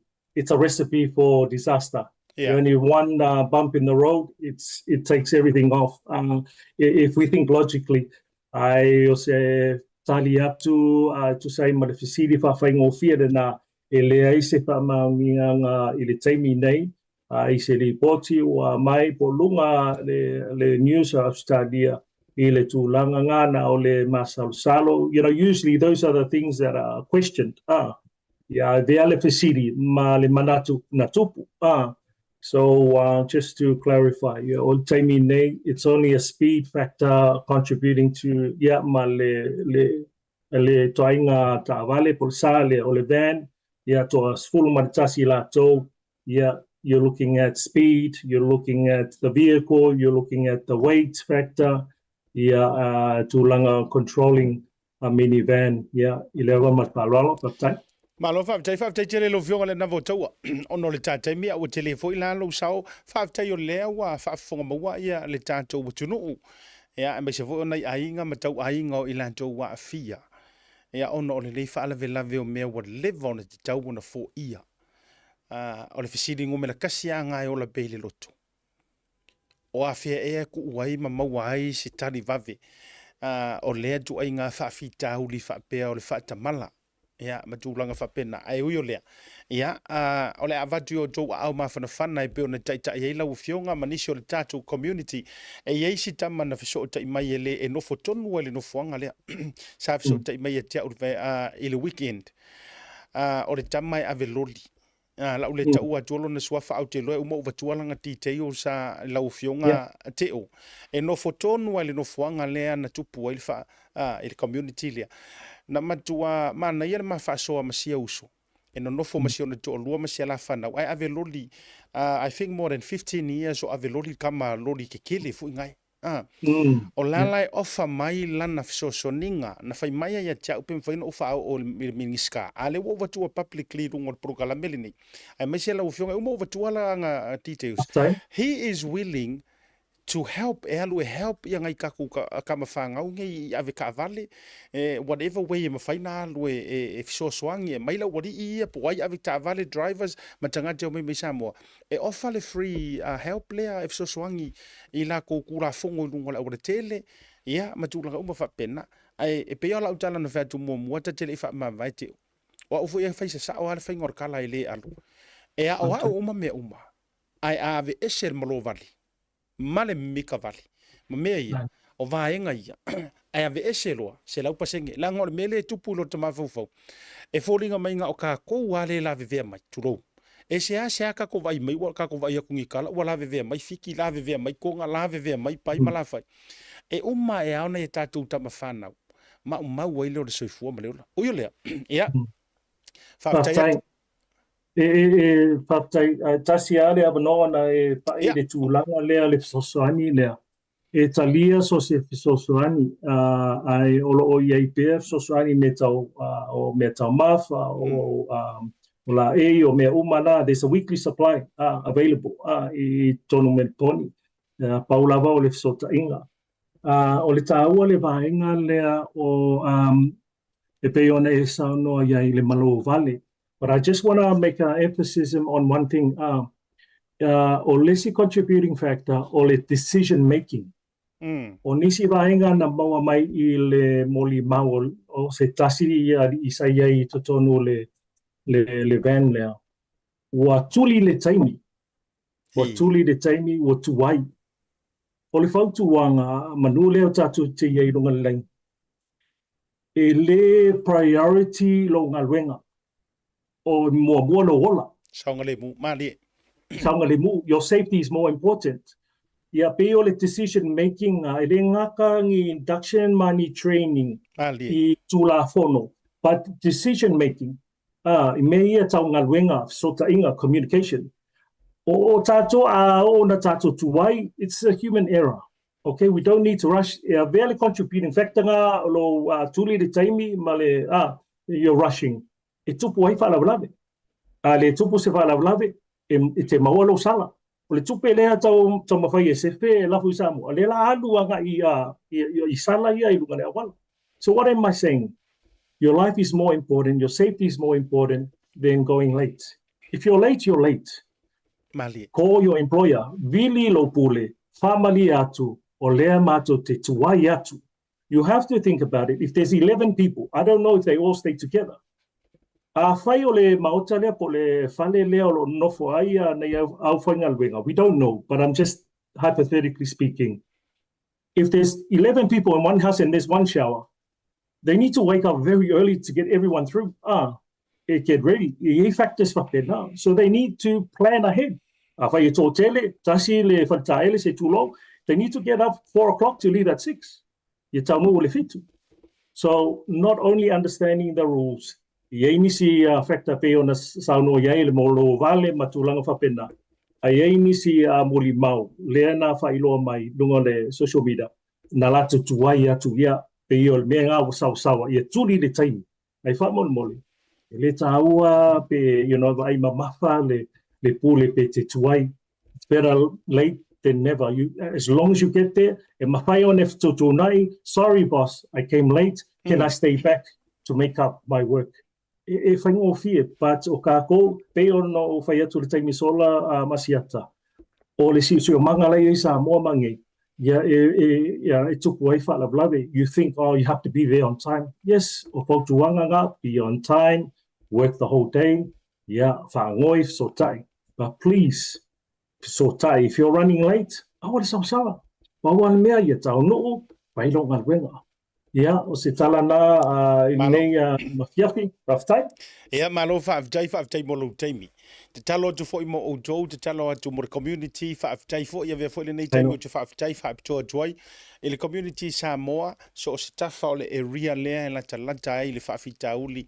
Whaamore a whaifo o le whatoa e maua mai, po o lewa e whaafonga mai, o mo o mia e le committee lea ma ila tolo anga le lei, me se fo ina e tātou tama whanau. Le a fo se me mawhai ona e fisosoani atu iai. La tu talia mlanga whaaftai. Tātou e fisota ila u fionga le ngā taua, whaaftai tele teo, polo fionga mai awa, ai more nei fiafi whaasoi fuina. To whaasoi fo. Whaasoi fo. Ia, au le nā ua mai a le tātou fisotanga a fisota inga man le fionga le ngā taua ian teo, mai awa, Anthony. O le teitei fono maftanga I Victoria. Ia, o ila tau fo I lea e whea ngai man le fisosoani mahalosi nei tātou tama whanau I le ngajarana o Samoa, al Pasifika. Lea e au tofa atu I ngā ruenga whaavai teimi. Ai tātou tele I o atu le malolonga. O le a mata isi na vaenga e fia whaasoa I le ni vaenga o le fiafi. Tātou turole le malolonga tātou fo I me whali tātou whaasoa matali aine e tātou popo o mai Samoa. Ia me se fo tātou team e o mai fo I lunga le ni vaenga o le fiafi. O le fisiri le uke whaiak. Whaaftai ia langa e mana ia le whaato whala I ngā le fionga ia teo. O lai a mai a lona fina ngalo wha community leader. Ia o se tangata fu I e leo I o se tangata lai o nei fu I taimi lai a mai le tūlanga fu I le wha malo si au. Ai o ku ai ngā issue wha bengi. O le upu mongi ma le upu ka ukingo Samoa. e le mali. Ia. Tulou a inga o le nga ave ka avali. Kulou a inga a faifo e urufia lo lojo ile manino male mama. E ke malama le leila fa soale la fayak. Leanga e le mafai o nga koe fa fo i mai ai. Soifua maola wa mai mau. E le mafai o nga koe fa fo isia le se lau pasenge. Se malosi o ngisi o ila kou lea lava fo i e tau fai tau le mai ma le mangalo. Lea matua a fia i onga. E le lope malo losi mai ngai ngai kangaka. A wale toi tutusa. Tulou. Maybe e malo losi mai wa yaingi mai ku mau wa yaingi ngase ku mau mani vaenga o ni fai longa tu mau. Mafua i lea. Mafua i whakamala. Winga nā lea leina whāturau tala. O le ke leo nge mau strategy, plans, whatsoever. E kasia le mea e ka kaunga ki ngeia. E ka kaunga ki ngeia le mone meo le ave le whaau kouka po le mimika. Ia. Tātou tūlo wā, e mafuana whāturi tala le nei. Langa i kelea au kanga kaia o le la au. O le mawhakia a inga. Mawhakia a inga le kalavou ka lofa i ngai whāngau. Nei tama i e to orua. Le si tama u te vai atu e la iti si ana whānau. O nisi fo e kua kele le whāngau. Ka lofa. Ka lofa o le a whio la e ngai ka maiki wa leise ka maa. Po o lea ma lea. O upu a maangava o le saunga le mua sa mua ngoka whāngau wange e a i le soifuanga ngi ua levanga whai upunga. E sili le puipuia i lo o le tautonga fitia. O le whaalawelawe le kupu e could have been prevented. O le mea le ngoka whangongoa. O se whaalawelawe sa kakau o ngā kau fia. Sa kakau. Le sau ngō kongu ala fionga i le anavo taua ia teo. Leanga le decision making. Leanga. Ioi. Leanga decision making. O le mafuanga tonu wale la. O risi vaenga. Wa levanga kakau. Makangaruenga le MCO. Nei e vakuala o whaase ai makangaruenga le tulou. Tulou langa e. Ele lei foi so tanga nga ile fionga ile. Io ele o sesi foi ile fionga le CEO lo fionga ya plotu. Ai e avaku e mafuanga avaku ia ma mingi ska. Walanga peia wa le otoi. Peia o suile mingi ska le MCO. E mafuanga fai atu le tala le nei. A kongu o lea wa mawhai umanga kou kau mawhai e o whai ngā malo ma tau mawhai e whai le swinga. Ma le controllinga mai ngō leo mai o ngā ruenga whaavai kaimi. Mā ngaia i o kako plan. Mā ngaia ia. A kongu o lea ko ke focus umar kau whainga o le plan. E le kau posi posinga mai po ai o mai o ai o aku ai ngofo ai. Ai ua whai es kako plan i le mea le whioki e kangaka. Kurau. Ua whai se kako plan i le mea le whioki. Leanga o le plan le ngai kau whau mai sa moa ma ngā mea uma. O le amai le official MC o le controllinga le mea. O le ave fongo fau controllinga. O le ave ingu ufa i whaipule e la koki controllinga pala. E le whioki e ngisi le mea ngā. E sa rau kara le whioki. E le mai mau waingi ola le mea ngā. Ai mai mau le ola. Pe a le fese for me le la fai ma mai la fai ma pe se fa mai se solo le anga o le po e a vea ma papala la akele le adu ka ko ma fonga pe fa fianga fili mai le au funga lu fa vai kaimi la akele ka ko hango kele po ai wa kele o ai wa laiki o ai wa kele mai ka mai ki la ko ngu o ai wa le en ka mai ki o ai wa fai so kanga wa tele fo ta to na me wa too much ale a ka ke vai kwa o le ai le o sa o har finga. Yes. A ole mea ua kakau ngā kākou ma mafia i roa. Ua kakau ngā put a stop. I le mea lea whioki ai ma maali liu wa kuai. How can we come up with a plan to stop that? Wa le vanga ka oko, wa le vanga si la fia e malo vale ave ka avale isi kulou. Wa le vanga si la fia e ai pia isi. Wa le vanga si la fia whako ave anga ngawhiresi. E o tau whaafonga tula le decision making ia palalangi kakai ku uier foi udi. As long as e ke sau malau li siki o le alenga IT o le avka avale. O ka ko vai ka ko whainga. Ia, lenga o le pālangi e ko with the paper and the book. A wha peala o aule ngai whako a ave ka avale. Kua masinga karunga ave ka avale pe whako a kausanga ave ka avale. Ai onga ola uke ala ku mala u laisenge whatever nga nga mua ko ola ku compare ka mama kua markinga makua por ko inga ngoka ola e a wale e makua kulanga ave ka ika. O ayo ma ua ave e palangi le ka avale ave. E of course e mai ke au ngai le ava ku laisenge. Yes. A olo laisenge whako ave nga po. Wale vanta tau na faini fa to fala inga ngai mea. Ale kau sa ngoa, mere fionga le ngavo kaua. E nga o le process al palangi, e ese ma le aia ka kua kungu. Ea. Ma le valang ka kau nga whaingi ngei mea, ka lofa, nga o le kulou, nga o le maliliu mai, ka lofa i ngai whangau, ka lofa i ngai kai korua. Ai sili ai, o nga ua lofa au, e rua kulou, o ke lofa i ngai makua ma ngai whangau. Ea. Awalanga o ka ngaka e ongi, e o kala vou lava. Ie o maila ia le wa you know, o tele fa pe ke disrespecting ngai kai ko lua. Alanga o le reason o la fa yatu. E aru le mai ia mar fa ngongo, le fa finge e o mai a o so longa manguia longa o langa o maua e sisianga ai tu ia move on ngai ia. A peile ua kai nga mali longa fa ngongo sa ia. A o ai le safa, e safa makua, safa mfangau, e safa matua la ngai le ko replacing ai sisiranga san le woki. E safa ka maiki e le ko replacing ai sisi pe sau se step fara polea, e le ko representing a le la ku ma wat.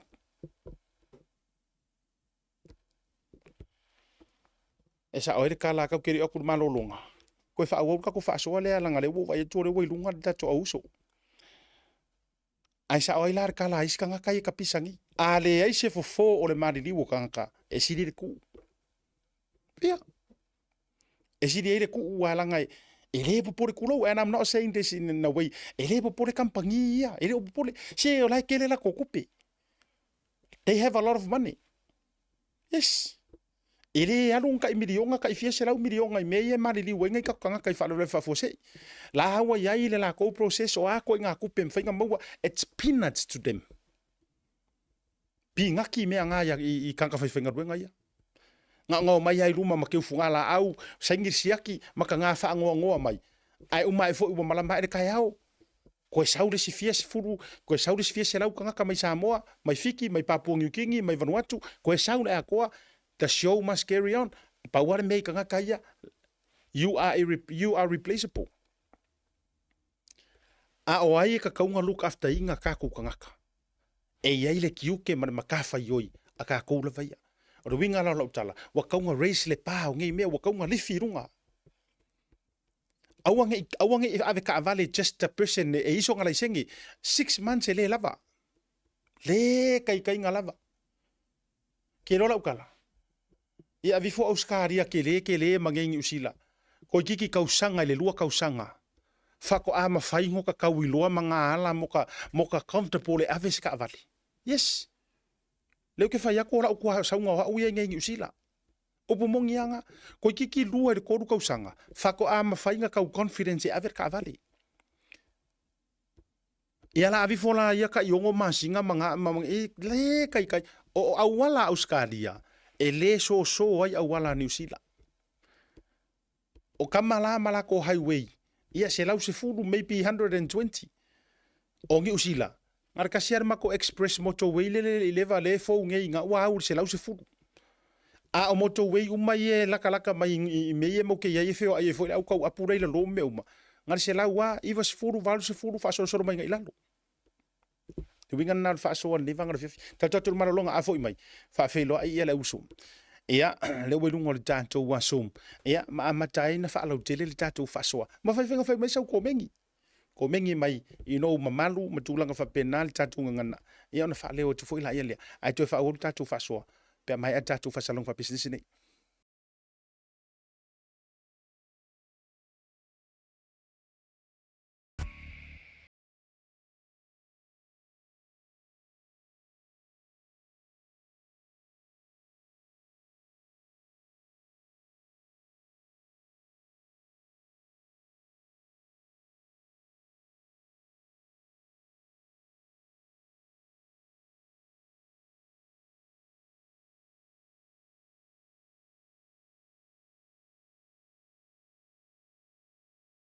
At SMI Hardware, we understand the strength and resilience of our island and its people. That's why we produce our own ColourBond iron roofing right here on the island, using the finest materials and expert craftsmanship. Built tough to withstand our unique climate, our roofing is designed to last for generations, providing unmatched protection and style. Whether it's for your home, business, or community project, trust SMI for quality and durability.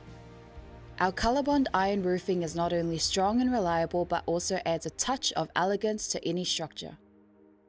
Engineered for performance, our roofing stands strong against the elements, ensuring your peace of mind.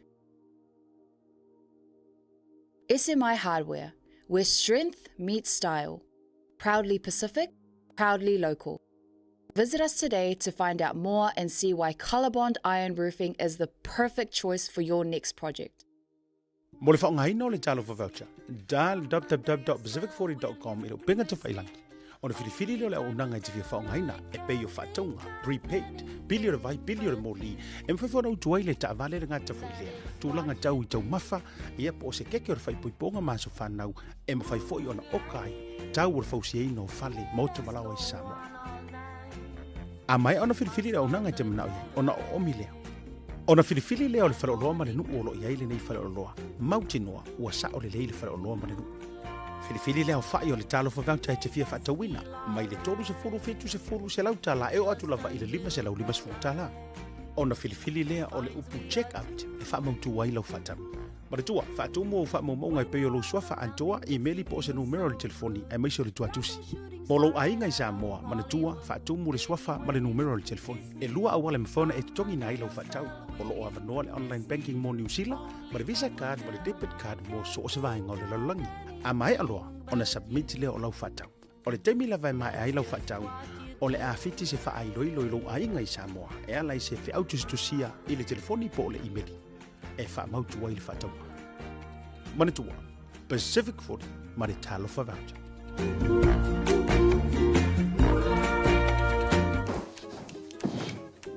I've done my bells for any test, son. I'm proud of you, Dad. Oh, good on you, Uncle. Easy, isn't it, dear? I'll post it for you right now. Take love, son. Let's go.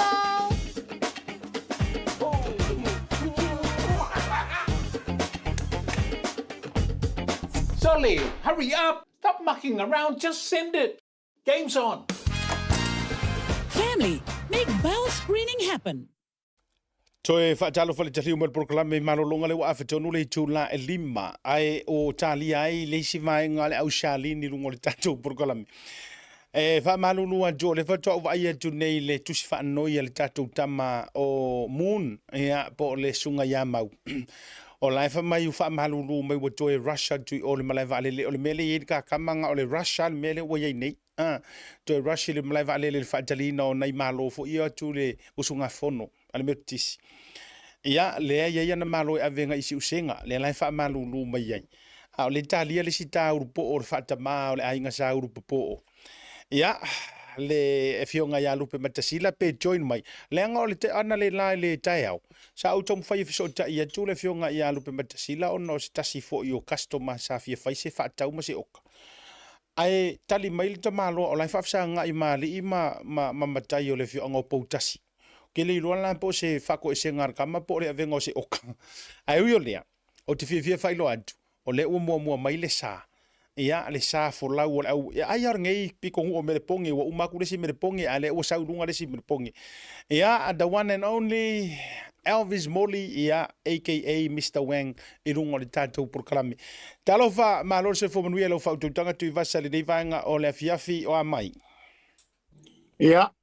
So I manguia e lau tau whasiata ia po le whātoru foi o le tata pokalame o tau taia e le nei tiula whiawhi raso. Ia olo o whasasolo manguia mea mea mātou malpongi.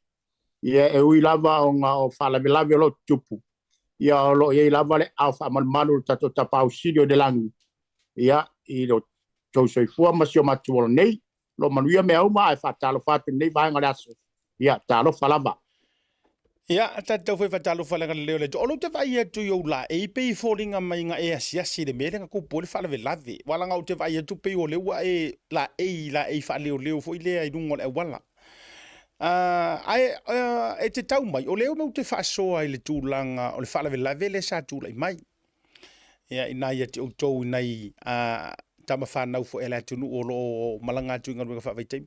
O le asa o e va ai wharitanga taua lewa o na nofo i Auskalia. A wa o te va ai atu le avita vale whaatamala. O le whaatamala le upu ke lo le best word nga describe pai le mele o tūlai mai.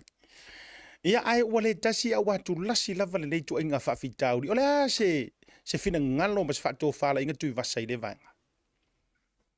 After siata ia le foi ngo falongo ton nei mato ale lu fata tanoanga mala fionga ya te o mayava ia po le a fionga fo ia ole mato community a malpon nei mana ia lu fa soa ia na fai lo tu fo ia la fionga ya te o ia tulanga u malava o ro ia nei fo ila ia o nanga ia mal tam fa ya foi ai ola tata nota wa nisi vaenga fo yo o mafuanga foi le nei fala belave ia pe moni lava fau ia ona ole ele o lava tele le marosi anga foi le fa fautuaina foi ai la tou o la tou fa soaina mai au piki a tatou mai Samoa e la titi tele le fautuaina o alom tama fanau ia wa pe ona o fo ye wasa o fo ye lungai le taimi fo ina fata to ai tau o mai fo ni si vai ngara piki ale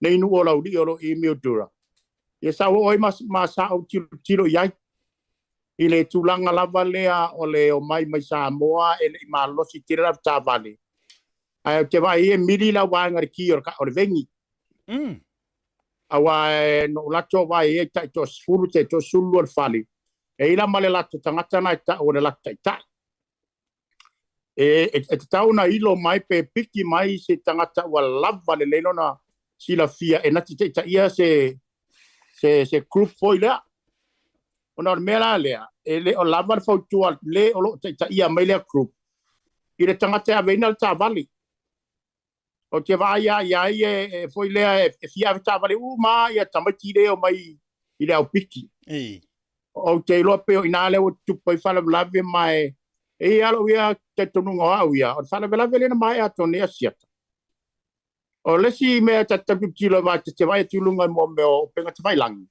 e te tilo va ta le lima va vea of life asanga na si telefongi ta tala no martina la inga Samoa a faila o le lima le usua yo e vai o le ono tauno SEO a le wa o ina le leia o le tala no telefoni Samoa le tolua o le ala le ma losi fa le tangata o le a maua e alu ai aveta vale pe fai o ia le sauni aveta vale ale ala meta no telefoni fia le me le vai atu il fine ia o fine foi Samoa e mana ai tilo mai ia e o sabari al tamaro risi me mana aver telefoni o tilo kwa ia pe o ile ma fu nei me pere ala nga te tau ona faia ni fautuanga va pea ile lavo le malo longa va te tau na tai fo le iva tai atua ia le iva o faise malo longa o mar faia le atua tato tonga tai me enga lu ai mar tai me malo lo ai al mele tato sa o risi am kamanga o overlap tel tato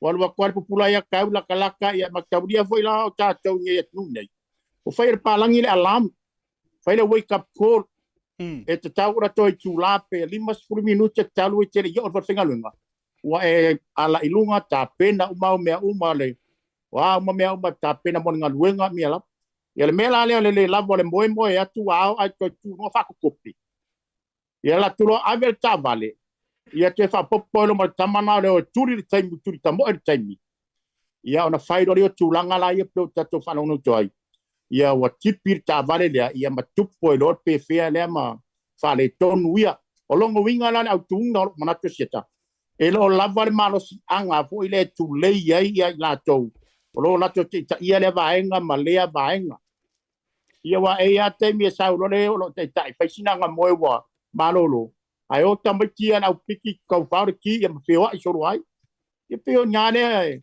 ka nga lava le effort foi le tu le ia mai le power o la to ta ia le group ya tau le mala ngang mala ngini si I ta pokalami ya peo se mana tu mo na sia ta e ui lava le telo o ilo atu oi ya ai la ta lo tala la fua o le ta du fa maka ivia ia fa pe le mana ya le ai manino la vai antu au lo manino fo I de sila mai le antu no ai o vai atu a matan tala mai u bu faingata io wa matan tala mai le tu inga dictionary le tama tuai le mo le vana le to fa nga ma matana e to e tau matimatia mai la o tau le se s vo nga le s der ko inga e wa tu ya asiata voi maltata tana wala wa ko le la ve ko kasia o le son ngai e ngala nga wa pudela wir ka por kalami ya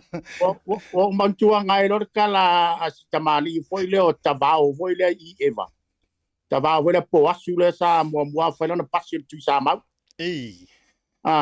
ia vai te mi vinga o vela mai la passe la tali ola voi le passe tuano kamo kavito ia o mai lo fai mi ringa ngale tongo voi ai mau le mai tabao le po asu lai mili atu e lia ma kavit o la fia fi sauro ma tabao la fi furu passeria pa mai tala tabao nga fa ya e lia vai ai o ya tali papalo vai ai ia to ar vai no inga la mele la ela kamalea e papale vai ai le to ar vai fo la ve tava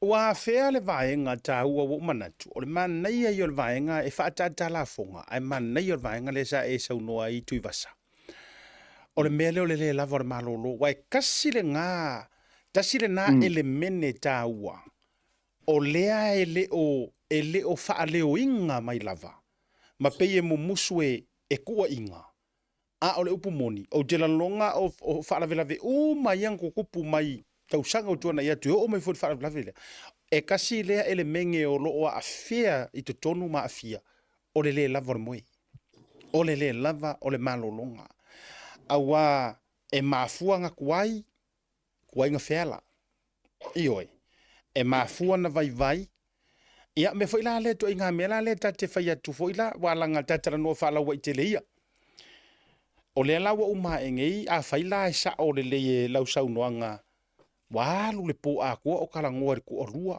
ia makamaki ia ka sia fo yor ko rua la kala ngo ia ipo pele or ko rua ese wala nga kasi le me e o mai fai kai ko rua ai o mai wo fai kengi a ro winga la le tate fai atu ai no mai la ia le lo pe tasi le vaenga e te lelo na afianga I fala vela venei o le tūlanga o le lava o malolonga a o fisili a le failo mafaufau o le fisili le kula I mai kui vasa ai se a e le mafai ai o ngā oifongi ave ka avale ar kampangi ta tia ia le famai o lai lai sengengi usila walanga e mafai oe pe ona sauno teu a ova mareongo masinga karunga e Australia wa mafai nga converge lo lai senge Samoa lai senge Australia ono tulanga nga luenga wa mantua isi o tu tai tonu wa o ye kai koru fo ka usanga manisi va pena ai o kele io inga lava le fa maku o kele o ko inga ave ka vale ngei manga luenga nei ina yo tatu tanga tai o mai Samoa ai se ai le mafai inga ave ka vale ngi kangaka au se karia ngi Samoa ngo fo Australia ia po la foi ngaruenga ia la so o fina ngalo ia asiata e te tau ona ele o lava foi le va fa ki tainga a fa pe wa o le la o ke amba kar kampangia o ke kua I fa smusingo a wala o a ula le tau ngalo kuma lai senge e te tau nga lava le so ngar kampangia lo lai senge masu elo ko mai fa afta vale masu a uma ya information po le ale umino avita vale molo wiloa al mea le va inga le ke vai au ya e lava le su nga ai la tou o lo la tou tu uta vale ya ila tou e la ke fa foina e au noa ma se silo tilo atili po le ale umina e tango avita vale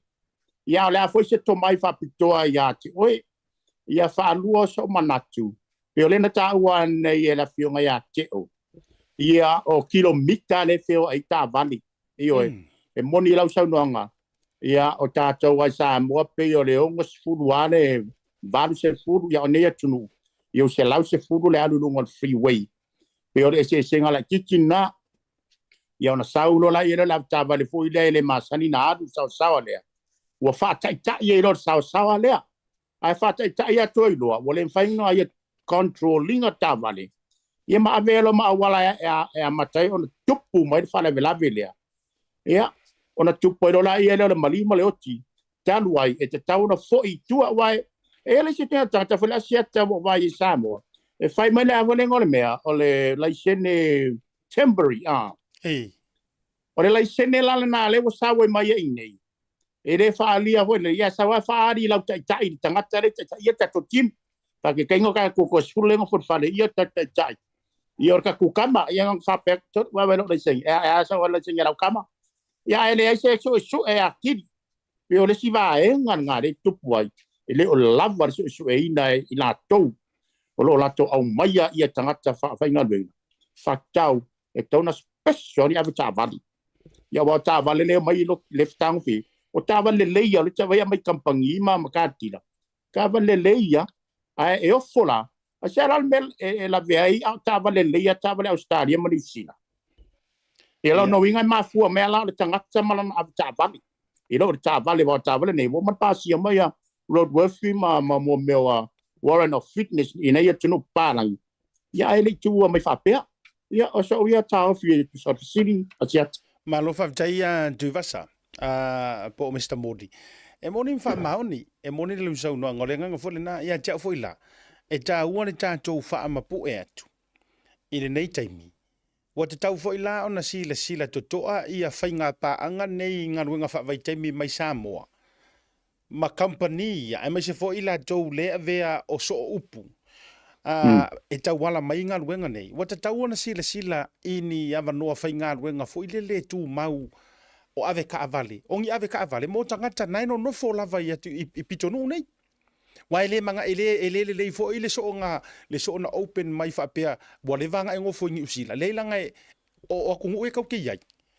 E ke poloa o i lau area. Ele le iala o e whērua i peifo o taitaia. A ka whērua i au kilangi. Ia ua masangi le whērua ia mātou o kilan. Aia ua lako la o whērua i la lo Wellington ni. E ili teimi na mātou o fo i la lo mātou tāwhawhawa. Tole, ole matua vāiti au wala. Ole makua vāiki au wala. Fo i le nei. Ole winga la i o le whaamatalanga. Wa ta tau ona sila le mālo tātou Samoa po ai le matanga ruenga e whautuaina kampangingi. Ave whautuanga.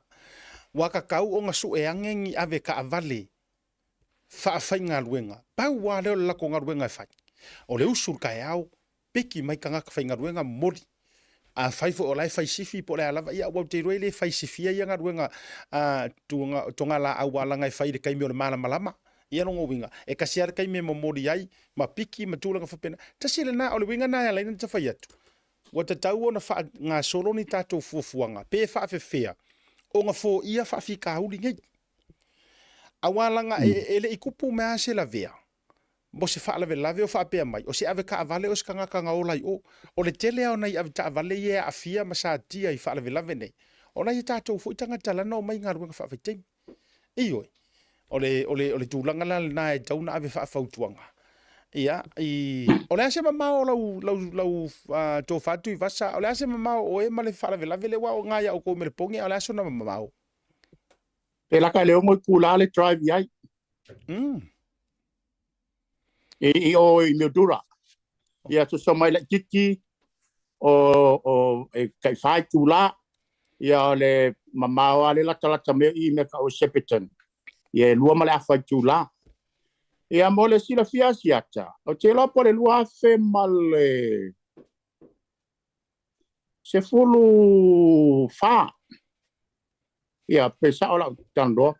O le awala tonu lava le len tupu mat fale bela foi le na mali wasita ma foi le ore. Ta tonu i lauli. Ma le lato a inga. Si usa foi le au nawa, a Tonio nawa. Ia. O le vanga tonu lava le a le mamawa ma i le mele na la vea i le venye si vaenga le se tulo foi a ia la fionga ia lilo le anawa ma na yo nano le na be ai le tava le sunga fa penga inga ia le na mari liwai I la tau ia manisi e pe o le winga la tala e te tau foi o na faini ia o nga la wali ia tava le tatu mai Samoa I le mga awala ma le mga awala fa pe o le lao ia o tatu le lao I Griffith ia tato mata-mata I awalam tato tiro ia o mai fale fainya la tu kama tantan noanga foi dea ia o fu le leina I pi o nga fast food kilometer e pi o nga ia mai le fa ata na tu na tau na le ngos fu o me umanga te tau o nga makua tartala no ia ai le tu ina atu le kier ta vale la sunga o oe lea o le ai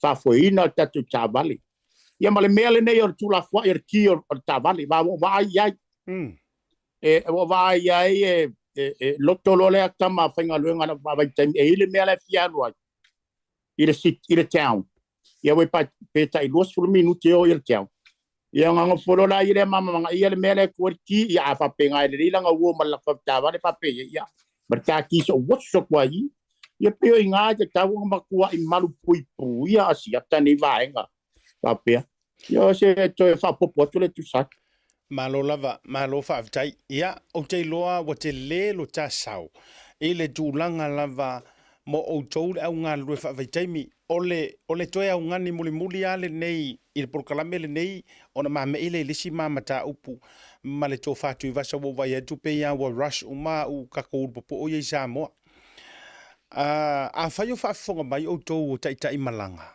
la vea I mama tou ya te ronei langa sa yaisia wo fa pele le loto male fatu stamitito si manto nu mai sa tu paitea mate tu pulanga fo na maulo na soifua I se tasi o fa la velave fa penei inga luenga fa vaitemi a manto New Zealand pe ua fa le lima tau sanga taluai ia sa vatu wa nei la fa fonga mai si o manto nu sa tu paitea pito nu o vainga o le winga la le na a te tupu me fa pene va ve yo ko me ki ro ka ma fau fo le tate fa no o taita ioi o le pumongi le ka ke ika I se mea sa te tau ona puipuia ai se ka ke karikongu o ile me ta o le fa la velave o le eskengi ai e ile me ka o le eskengi sa te tau ona puipuia e mal eskengi ko inga me foi la le la ku ka vale ai mo e fa fo se ia ken kalu fa ka inga wa ko wa ko ngue kere ken kalu mane to inga esikengi la fa pe na pe ye tau tu mama ina mai le loto mane ma fau fau ar ko inga esikengi la le sau ele ki munga ele se pionga le ai se ken kalu po se mangu e musa pe punga I ko ngore ka va o tele o le fata mala o ila le ma fu ai lo le kala le fa o tau fo ia fa fonga mai ngaruga fa vitaimi aua nei te ele ulunga ma aua tau te le fia pe au ko fa fonga mai o le si isa ma tau tu ala luai e avatu ai lunga por kalame nei le fautuanga mo o tau e oi aua ko ke le fia ma o foi tau te fa pe mai a me o ma tau le anga ele ma fainga mai elo wika ma lo defensive po lo musu e fautuaina oi ele ma fainga ko fa fo I mai le soifua o mau ele ma fai foi na toi fa foi mai ai le soifua ua le atoa a wa pe marolosi mai ngai kama o le ungai foi Samoa o le lava malosi a le na o mai ma moe mitinga ma fa moenga e yengi ru manga I manguia e mau atu o le la va tu ile tu ala lo le nei so ia ma tau fia le ave fata mala e isi e meli mai kua toloa o te le ta uola tu sua fala va tu fa fautuanga I lunga o le e fa mo I mai le to tele e ngisi ngofo anga ia o le fa pe mai asiata e moni le ma fa maoni to tele le mo te no fo ila loi no foanga o le inga luenga fa vai taimi o mai ngai ka avale la wodi ia fiafi kuloa o lo te fa le o tunga le sai ona itangata o mai e fai o le akoa o fainga fo yo musika matulanga fa pena now I don't know po fa kanga ya ko musika po me si pika fo ngai ave ko ngo ka vale I don't know o le winga ia leu te vatua I lungo o le matou por kalame longo puieli ma fautu atu Le anga ele a mai alo fia faali ele a mai alo lo kuri e ke sao ele a mai foi excuses. E toi faatu mai ai ma toi fa foi mai ele soifu o le tangata o mau. Awa ya lesi de upunga fai ma vai nga ko ilolo ngo fai ya kupu vao ya o ngai ya u kai hau.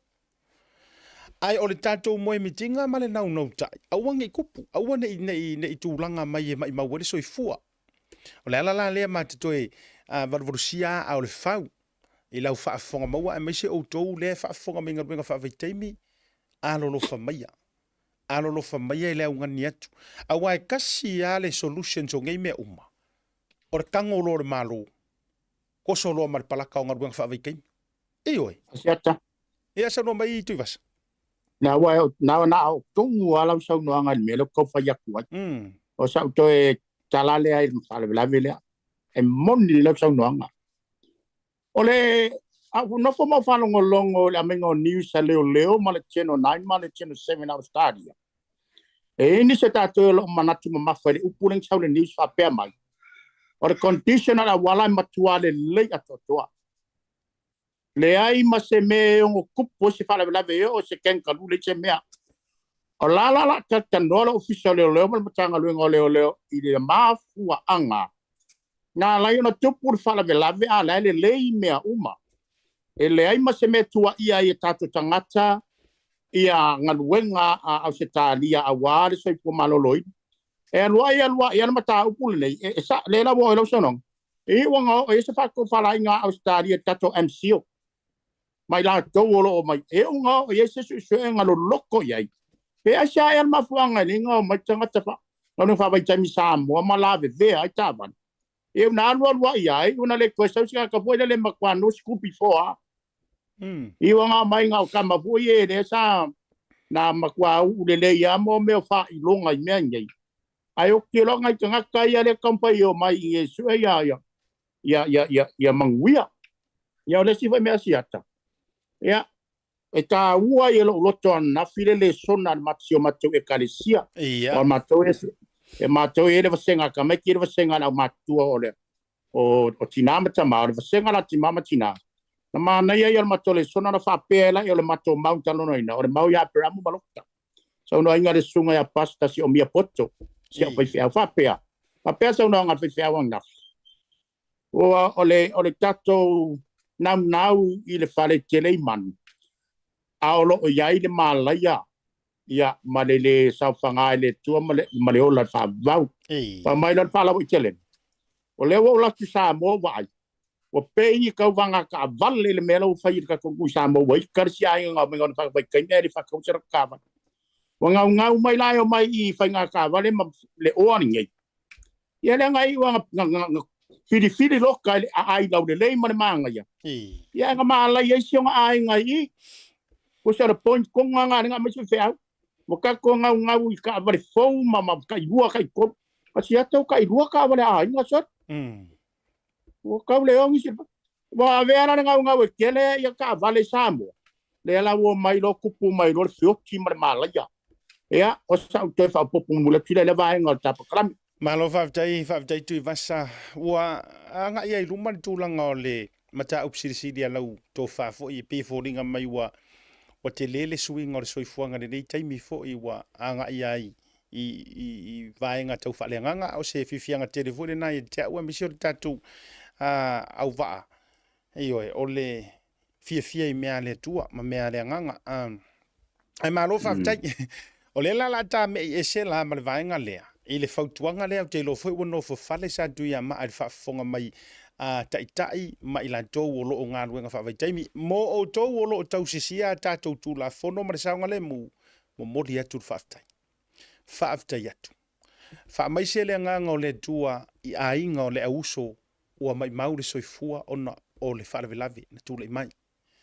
Wha mai se le nganga o le tua i o lua taito o lua ma lua whanau e mai se o matua ma a inga pe le ma mai.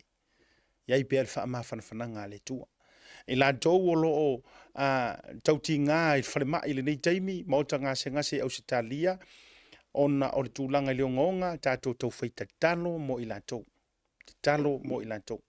Ana popongi na ia toi whafo isia lo la tau ma losi ato toa. O le uso fo isa avea le taavale ona o le faatamala. Ia. E le faigofie lenei taimi loto ma tagata ia mafinagalo tagata mafatia ma ise foʻi o le ua maua foʻi ia o lea ua faini moliaga e tusa o le ave taavale faatamala ua iai ni manuaga o le toʻatele a ma ise foʻi maliliu ai ia tuu pea i le tulafono e faia gaioiga faa le tulafono ae ia aogā le sona ma tulaga tatalo foʻi mo oe tatalo atu mo oe e mafuana luka ma si la matou tualalo ma le matou lenga ua tutupu faalavelave ia ae matou te talo foʻi mo oe ina ia toe faafoʻisia lo malosi ia ae mese foʻi e toe faafoʻi se tulaga atoatoa e pei o sai ai ia ae ia avea le mataupu lea ma le faafitau le fai ma le sona o le a tameʻi atu tuivasa o lea faatoʻa maeʻa mai na ou iai o le faiga o submissions po le matou tutulaʻi luma o le komiti toe iloilo po o le komiti filifilia le palemene latou te suʻesuʻeina ia ma faafofoga foʻi e tatou toloulauga po o tatou submissions ia ua tuuina atu o le taeao lana lela o le sa iai o le keleli o kalago kavaai akua le iluga o le social media o feʻaveaʻi mai faapea o lea gaʻa mai siʻigamaʻi ia le suga atu i la epa po o le taʻitaʻi fo o le ituagai ia o te le iai saʻu confirmations i le vaega lea ae na pausi vaega o lea sa iai i le taeao o loo i nei niusila nei ia atonu e aogā foʻi le malaga mai laga submissions ia mamoa se avanoa e fai ai ni togafitiga ma nisi fo saʻiliga malosi o le foʻi la i nei le sui taʻitaʻi o le ituagai a fonotoe faapea foʻi la ma le failautusi o le HRPP le tofā le ala le pule rimoni e afi sai o uma lava foʻi lenei aso ma le toʻatele lava o le matou taumafaiga tuivasa tuufaatasi ma nisi o taʻitaʻi o le atunuu i nei niusila nei ina ia pasia le tolaulauga lona lua o le pili lea e toe faafoʻi mai ai le sitiseni o tatou uma lava matua sa soifua mai le tasiiva luafā agaʻi le tasiiva faiva ia Januari aso muamua ia te lope na e mai tau mai le tulaga i niata na avatuluga le toʻatele lava foʻi a maisi o le live stasi o televisi faasalalau a o le sai ai inei ia nisi o tamalii o le tatou atunuu ae tāua o e lagolagoina alii le pili lea lau tofatu i vasa o au ia mako ia ulangolagoina le agae o le fai mai o tou alo ma tatou fanau e le o tatou ia ae magui aiga i o tatou fanau o loo faapenao na tuputupu aʻe i totonu o se o tatou malo Samoa ia e maisi lava se o tatou atunuu le fiasaʻiliʻili manuia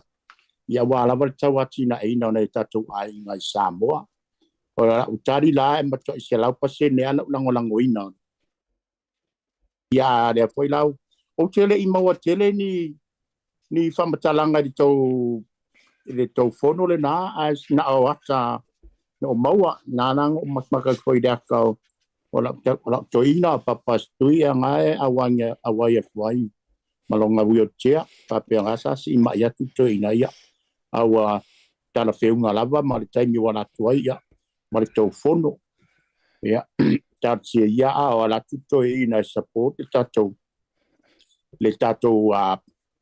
le tatou porkalame ma le tatou naunauina tatou o le tatou atunuu i lea foʻi vaega ua tulaʻi mai ia faapea foi la ia ma gaioga soatauga le suitaita le tuanai ia faapea foi siana failautusi ia a lea foʻi ao te tauvavai atu la mo foi ma atau le si vaega ia pei o le tamaitaʻi loia o te loo le potolua ia loia ia e la fionga ia vise kokta ia malisi voi vaenga ia o le mesini ngai to tele lava o atu e support atu tatou famoe moe ia ai tele la sa unya u sa u mau atu te tau fonotanga na le la malo faafetai atu i vasa i oe sa iai uma no uva ai le inisi fo tu stala mai Samoa sa malanga mai i peila pei o le sunga fo ia atanoa Crichton ia ma nisio i lantou fo i lea vaenga le loa pei ia sa iai uma ana le la me se vela le fionga i le taʻitaʻi o le ituagai ia malona au vaa le sui tai mare fai lau tusi no u whaalongolongo mare toto ai submissions ma nei e o fina ngalo ese ai la si vaenga na tele na lilifa ia ile saunoanga ale tai o le tuangai sa lilifa lava ile tūlanga pei e taua tangia mai ole fale tonu le sa tūla i mai ile le talia ina ole wha moenga nei le citizen le amtanga pei sa tauri lifa vo ile leanga i pei tauri lifanga i sito ina le fionga ile totoli sorry le aloli ia va ai kolone tu lo fo ia e pei tauri lifanga ina le alu fo ile le tūlanga pei tau fa pe ai ona ole fa ta mala sa ia ia le fo isa avea ma pale mia i na ona po sa mo yeah, which is ja uia ona ole o tatou tala no fa fitai ai se vaenga mo o ke fa fikai o le la o toi o mai toi fa sa o la do me se na le faia tu lo o le ale winga o la tala walanga a fa pe o le blame va ai kolongi ia o le manino a fo ile to tele ele o va ai nga sai ngia le vaenga le o le a tangia mai pe foringa na sai ni le sui pale mia sai ai le mali lienga le mani usila ai o le fisili fo ilai lo mafufau o le sa ko e langa e anai afa anai le pili le lua fe lua tolu lua fa e langa ela o le o pale mia le sunga duila epa lupe soli ai sa ilele mali le ngoi o le fisili lai lo mafufau walanga sa mato ye fa fo inisi tamali ya tu isa sa mato ye fo ile uso o le ne ya so mato tel o fisili lai lo mafufau sa mawala le avangoa e kakau o ngai lango ina ila na fainga malo pe an o faiatu ave se mayo tato fafkai o le uka ko mai au taute afaitasi i le kai mirengei ai a fai ke sau roa ai ke kau mafai e point le finka i le skangaka wala nga e toi fa toi fa fonga ia e pe e kau li fare fainga o le submission sal toi ina e pe e tau blame mai ia pale mia sa ia mo o fisili lai lo mafufau ia fa afkaila ka ko ave ia la le blame kulo tato ave ia le blame ia il taimi o va ai a sui pale mia ia le to ali ia to filau eti alsana ai o fisili nga moe ai lo ingar maka upulea nga moe ai inga ile ikoelanga o le kadi ele ai sa ko elanga ilunga o aina to elanga le mata upulea sa to elanga ele fionga ia anai afa anai a o tonu le pale mene a o kai fongo ai le fionga ia fe puleai semi fe puleai o io re tai fono le mau siksengi le sa fa ingo le mau siksengi ma le tua mai fo ila le fa fonga le tunu e kupu la le mea lea lenga makua sa va vali ai le pa ia o Samoa ia o te roa i la loi wedding kongi o ai le pale mia o Samoa o lai pale mia le sunga tu ila epasa ilele maria le ngoi o le a le kali a kuila e panga au mai inga ua o aku sui or komiki. Le anga sa ofisiri ngia la fionga le lori iaf pule ese mire mele. O le a le kali inga au mai e kuila e pa. O i le nga wha ngau mere kali fo ilili. Au a kou ke koe sa le soro whangua ua mate. O le winga la lea lenga whea kula kakala. Ma naia ia pe ana wha apea nga kau sasa kuru soro whangua ngai le kaimere ngā. Ku lou fa fonga le ko ve ia upu fa ngai la tou ma na ia pa nga kausa sa ku la le sor fonga ke miringa ai la via ai mai la elanga ngo fo inga io o tau mo mai foi la ma na ia pa na fa pe nga kausa sa ai ku mai lo nga ia wa langa o le taimi o lona malosi ma le taimi fo lana fa inga malo ma fa pe mai okay le la vagi la faile ma ko fonkanga ma Jacinta Ardern ma le vaenga o ile ai ilo Jacinta o kai mi nga o Kingo Helen Clark io o le a faia ma to o le a vaku ye se avea o le a vaku ye se avea e a mea e a ma a le mel na no te fa longo e pe o le a tau tu wai kai ngi la ka ku wai por kai mi wai ar kai mi la fai ar kai mi pa io ai o le mea ia sa tauna ye ta to fina usa o lava ile mea ka kaunga ka okua ai awangi vai mai ngi usila kulo wa studio so falanga ka ke lango so fa foi va ai telefo ia ona foi so tanga awangi vai mai ngi usila wa kako aku ku wa ile leanga ya pai mala fai le ai ia vai mai ngi usila kako ku wa ipel leanga ya la ku tu vasa ia vai mai ngi usila wa le nganga le na sa fai kako ka ngofi pea e kaule pua malafo yang usila o kou mi milo ngā mea ngeile ua mafu ai wa fo ilanga ole unga le Privy Council ia le lawa fa aso atu fa lawa itele ma nei ai o submission san nei e ila le submission se ese fo ile fainga na nei lumole o le committee ale sunga ile li loia le to fa va imalaya asiata ati na eva ai ma le tuofo o le uso lea o le sunga le presteni o whamasinonga i Samoa le sa tele rapi vai. O le mangai ai o le ango sa avatu ai. Le submissions. Ma whaaleo atu le sunga i le li loia. Le mafua anga. E ka kaua yangi usila. Na toe restore mai. Ma toe au mai le sikisengi lea sa ora mai le Privy Council.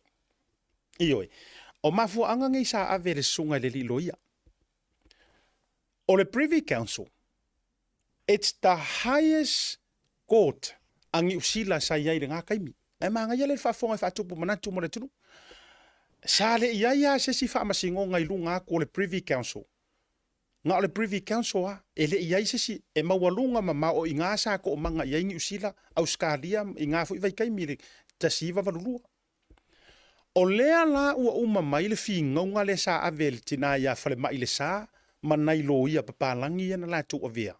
O lea la ua uma mai le unga o le Privy Council. E mangu malo sa moa. E malo fare mai le sa. Kusa ua malo ka kou. O lea le winga o le natala. Nge usila whaakongu mai le Privy Council. Nge usila. Toi whaafo i umar sikisengi o e nga whanga ngau mai le kasiva lua whanga. Kasiva whaiva ia yang wali mua mua. E sikisengi uma they are British subject. And their descendants. O le winga o le whamatalanga. O le ua sau le oda le whamasingonga. Malo ka kou. E tau wara mai a whare mai le sa. Ai o maingi usila. Ma ngai ar whakaika inga nga whai le sunga le loia nei. Ai o maingi usila. Ua lako le aloa ia pe lako ke apuhoulinga. Tau sisia le unga wa au mai. Ai o mai. Koe recreate. Koe create le si act le nga whai ia November. Nga ole fiku a masinga ia nga vai. You lai nga mai le Privy Council. Ai pingi e kama ia nga ia November. Fai erka ko act lea fau lea kasiva valulua. Le nga olo i Samoa isi lo yang usila o fesu ia ia saingi. Ole maula le sa momoli e le sto fa ele vai malai por sunga le li lo ia. Ele asore nei yang usila le komiki lea. You and your government has contempt of court. Ole ma ngai ia. Ke loe. Paka kwa ngeile le submission le peno umar kai kai fongo e o le vainga umar komiki fa pale mengele ngo mai wa kanga ka o fai puli. Nga ore kau fai lu e umore uru fa penge i ma pe ke. Kala nga lo yang fai ai. O ko ngi usila. O ko contempt of court. O le ale wing or ngakala. Le nga sa ka nga ko ona inga ke lo e wa ka wa ro ma fau fau. Wa tau ala o mafau le melele nga kupu mai le peleskengi o whamasingo ngā kā kou Samoa. Ko i kiki a simila keisesia. Or ko ai ngā keisi fo ngā le o la ua uma o ngā whaile māli lienga ua uma ngā amaile ruling e ke kiuti. Ai ka kaunga e wha amawai. Ngā e aru lea i e ke ngofo ilu whati. Ai uma e ngā ua le whaia le mera ngā ai koe ka amilo i kua. Wha o ngā isi malo si anga e sui ai. Ko kusa le lei ma le mea lea. O le mea lana ngā lenga koe wha manga koe le loia. Ai mai se fo, sa iei umai si loia singia. Sa iei fo i tō whale tinganga. Yese. Ia, ma le sunga, ia Patrick. Tō tele na i loia, mai se fo i stama i ta i loia, sa iei fo i sa whailanga submissions. Whaftai ia lomba tama whanau. Ma o le kalalana ngā whai ia i le loia, le sunga ia wa ai. O tō contempt of court. O le ale winga o ngā kala. Kusa o lewa umanga whaakongu mai e whaamasingonga maualunga ale Privy Council New Zealand. E se ser ko mea ngā uwhai. Ko e whaafo i sikisengi o kanga ka Samoa nga soifua mai kasiva lua wha, a ngā i kasiva wha watu. Pauala le mea ngi usila sa kau fai. E mai se for sunga sauni. Mai se for sunga o submission se sunga sauni se leni. Nga makua fai tinga le mea.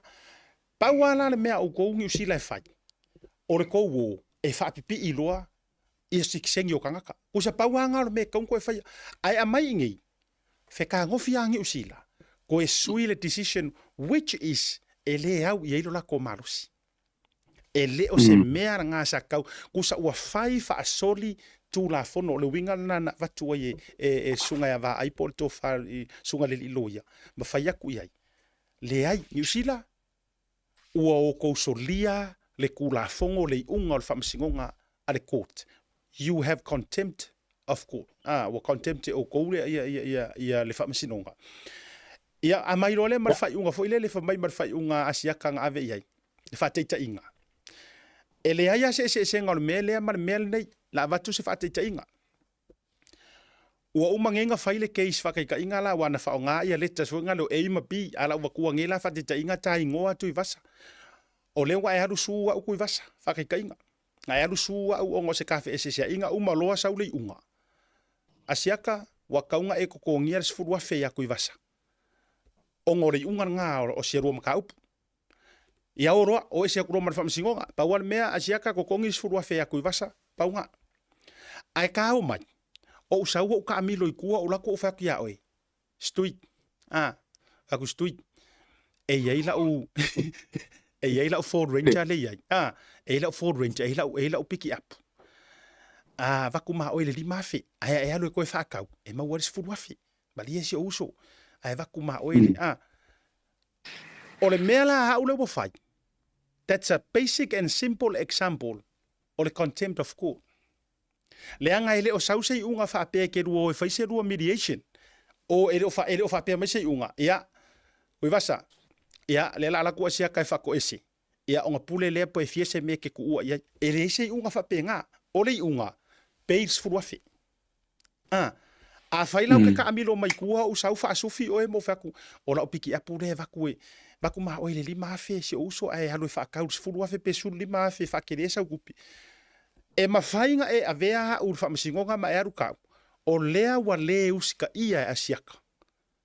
Lei unga ngā kou amaia. E kokongi mai sifuru afe. A rewa sau amaire ka avale ma mea whapenga. That is what you call contempt of court. E kukusa le lei. Ma le mea lea ngā whai ngi usila ia kako. Wa umanga ora mai le Privy Council. Whasiksengi kanga. O British subject kanga. O British subject. Malato suli. Ma e suli mai ai. Ai o mai ngi usila faur ko ngafiki o ko ro ko penga ko inga le ka ku ai solo le ka ku ai mai e ku le pam fa pe mai o ai o pai mala fa le ai awa ka ko ki ku ai ngai ko inga tulo awa ka ko ki ku ia tu va sa ma ngai ala u fa so mai da fa ke fa ngolonga e wai mongi lava ia ele au ke so u lo ke le ku an ka ai lo kam fa piki akula lau au mai kai kasinga foi le o ngai po ngai makau ia o le ala le mafu anga e linga kuai so ko ingo va ai long ken le kuai ko inga lo papa street fa mai va ai nga mafu le media a le ala ko langa e anai afa anai ilonga kemi ko ngot pa le mingi ai sa ro fa punga na le va ku ferma fa vale fa mai sa ko so pongo wo pi ai sa sai lo inga la fa ya papa tu yang i sile bola bola tava ia le bola ia ka sengi ya ka kere lo e pe la me nga le nga kupunga me pe nga ma wifi se ka lar ko inga po sanga ka kalo nga me ma ku yang i sila le wo ke u kam fa lo fa se le mukui ai o ke fa fe kai ya lo loko i tamali yo la wala ku ko langar ma ka ko ku awa sa awa ese le tio nga mai o perkangi ave yang isila ilka kum kaupu e anela ko mi milo o no inga le mafu mai ai anga ko tu malo sira pa pastu no kai mi ko de kai mi langa ko afanai de i ko pan me a ko va pengere ese ka ko ve simul mur ya me la le ka ko como fa yak mai kamari ya anela wo ngela wo ko sa ya i kilang yang ngai ka wo ngem ba la le wing or saula sa wa e de mama lama la o ka fai o ia le lenga le de ko langan ma ka e le pe on fa ko le pe sa de le e io ku foi male lo pe ma le male si fa sala nga ka wa e se me re ma wa i nga fai e se me ko ke vai fa sala mai sa mo ila ku fa sala nga vo ele pu le ala ku milo nga milo ai e pe ola ka kilo nga i ne ma ka pu le ya e sa o le ola sa ngo le ala me nga le fai i da vai kai mi ya me malanga lo nga kai mi ale ko so mai ngo vai mai le la ko manguia la ku sa mo ya e kai lo ke lo ya u pola se fa pa ngi mera on de lo la u ya power kala ya de ku ngame ya nga o kapipilo akai ko ke makamakai Ayo. Ya, ele se le wingo o le wingo walanga o le tate fa so la utili. Ele se la u fautanga tu vasa. E nana u fayatu.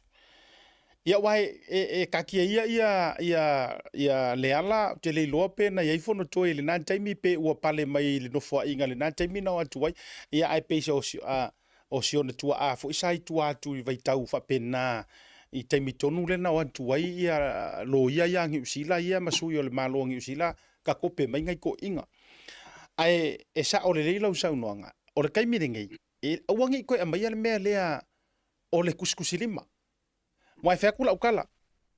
E tasi al mafua anga ya fua onga pe wa ia kunga wa kuskusi lima ia ko ingo kuila e panga ia va ai. E kasi al mafua anga ke mingi. Onga ole mele nga le ya ia saule la ko fa ala wilo fo ilili. Ma le mele nga makua fa mangingo mai ya ele fionga ia ile le loli ia va ai papu which is ole alo e fa singo ia va ai kolongi. Ia mantu fo va ai papu le sa fa ingoa kongu male HRDP. Maranga e nano ta fai to ia tonu le sa fai mai le tu ai nga tairo rea. Ku sa fo le na ia manatul to ina fa mai o le demolition party. Ku sa wa demolish ai. E pe fo ringa mai o inga. Le tau tuli apu wa ile fina ngalo sai. Ma le fina ngalo le fia. Ole sungar kai o le kuangai. Awa ole upo moni ana fa pea ele public mai se fina ngalo o le fionga ia va ai papu. Ma faari songa le fia kai mi fo inga fiu ai fa ku fo ile le atu la e patalia ia fa le to ilalo ma ia matulanga fo ia ile paloka ai le ma fa ilafa.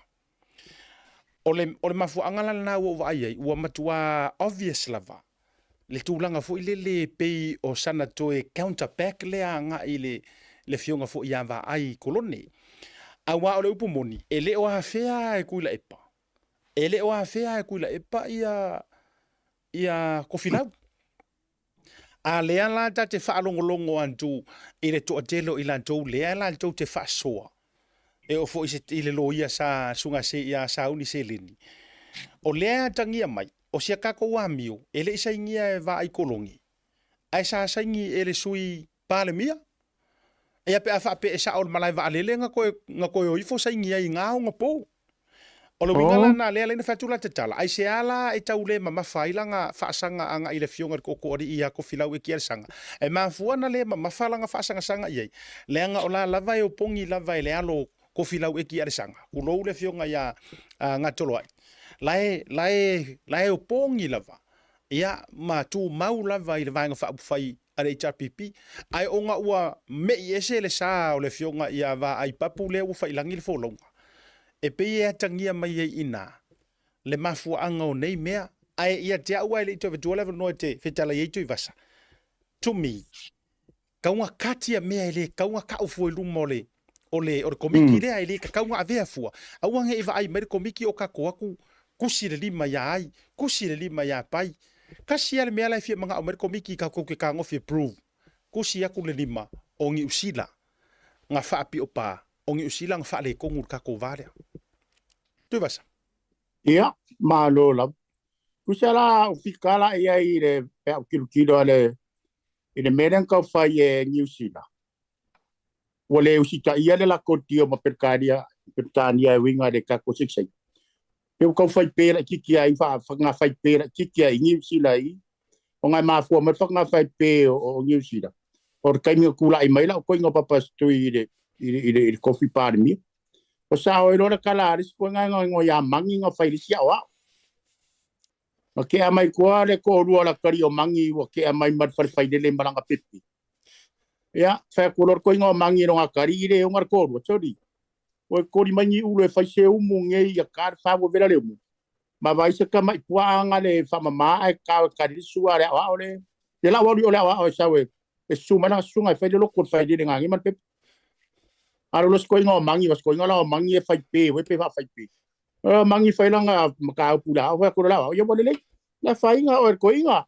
Ela ro nga ngai maket mat far ko fa se lokor pe pe fo mat fai le. Walu ngela mangi u fa ko fa waru po se la mi ka o ya. Ai ko maka ko ale awa o ngai.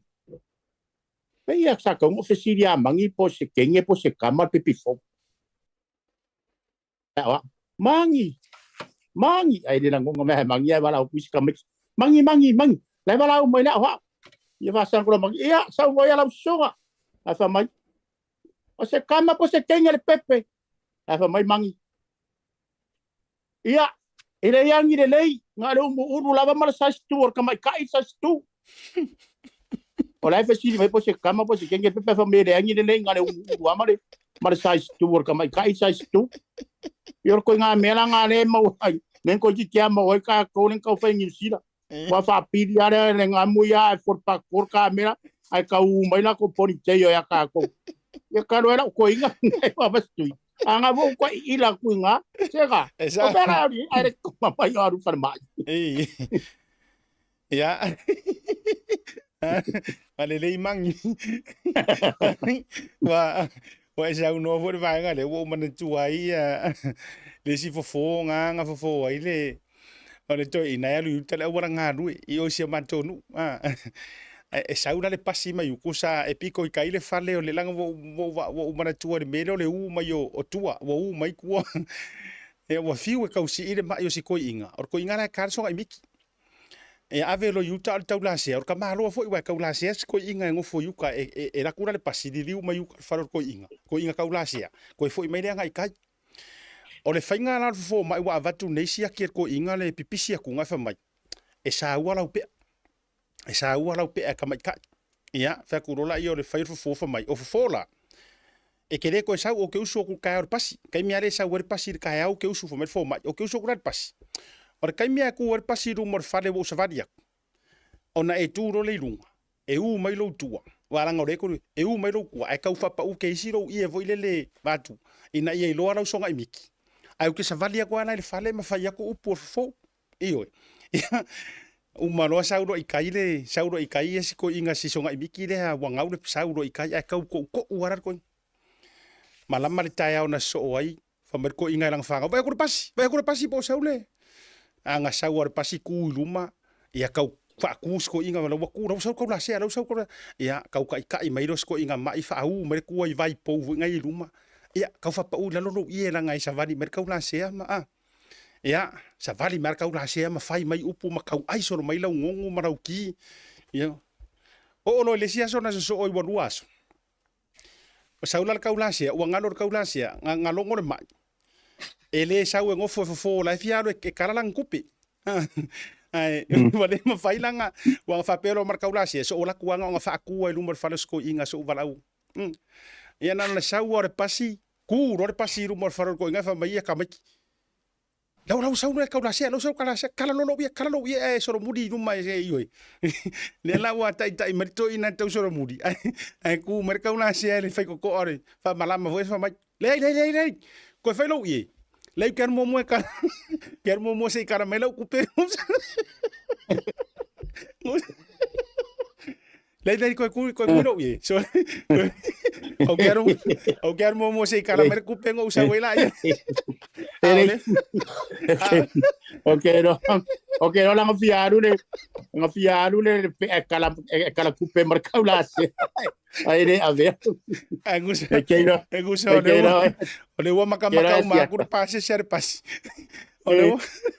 ole wa makamaka makur pase ser pasi pa unga mengone io si o si ko inga ale le se fo fai ai que era e maro sia e kapure ya kapu kala be wale o mai au ka mau popo ai que la se fa uma kupea la le la fanga nge fai dele O la via fi wa lo la wa o marang kuspa yo wale aru far kwa. Ai ka u lo la wa o le makai o la ko ngu la le o mai. Pa ku lo la wa o le makai nga. Sa uia ka ia ka fai lo ku il fai de dia. La fai mai o size 2. Pa mai lo man makai ka ma ngai. Ia sa fai aku lo fa ma wa lo man makai de makwali lo masi upu mas fa ku di mai. E fai. E sa fai aku la va man makai o le ai nga sko ngomang. Sumayam kalau mai ao ya pakuri mamasang ya sungare lewa ya malau suakau ai umaro euro lewa orang nganang kamar yang au kap ya molo o iro umame o famai famai fingor fakuri mala kamar yang au re ngau mare mala apa mai iya la de fai kangami la de fai ngapeking ya kau cesim kau ya wane le yani fai nga pegi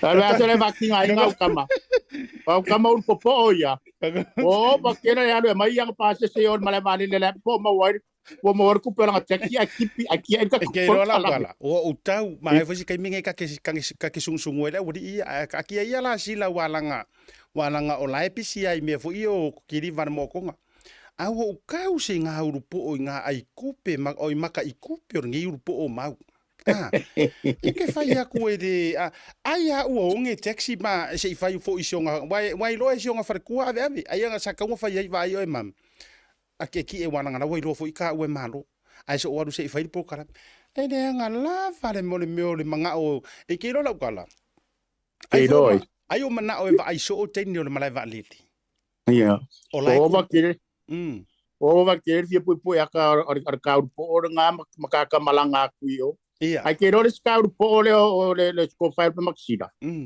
o lai ya la fanga lo nga yo fanga lo nga ya le por pisingis alonga winga bo ka va ai ya kur ka po e o ka wa nga over kele o me a fale fa pa u sio fa ku nga ka masangi bu ye mga ka ngaka lo nga ai pero wa ya kur ka po o va a son e nga wot pisingis ya o par ku le la va pelo lo po a le la ngo fo ye fa kari o ka ke kele ya le manga ya mai o ka ke kele ya kai ko wa fe nga inunga a chi ku ya nga po ka me ya ka se fai mo le ai ele le pe fa pe o le fale tua I pa u e ave nei tangata langa I lo to lo fale tua ai leanga ua tau va ai tele sila ua tau tele no fo sioki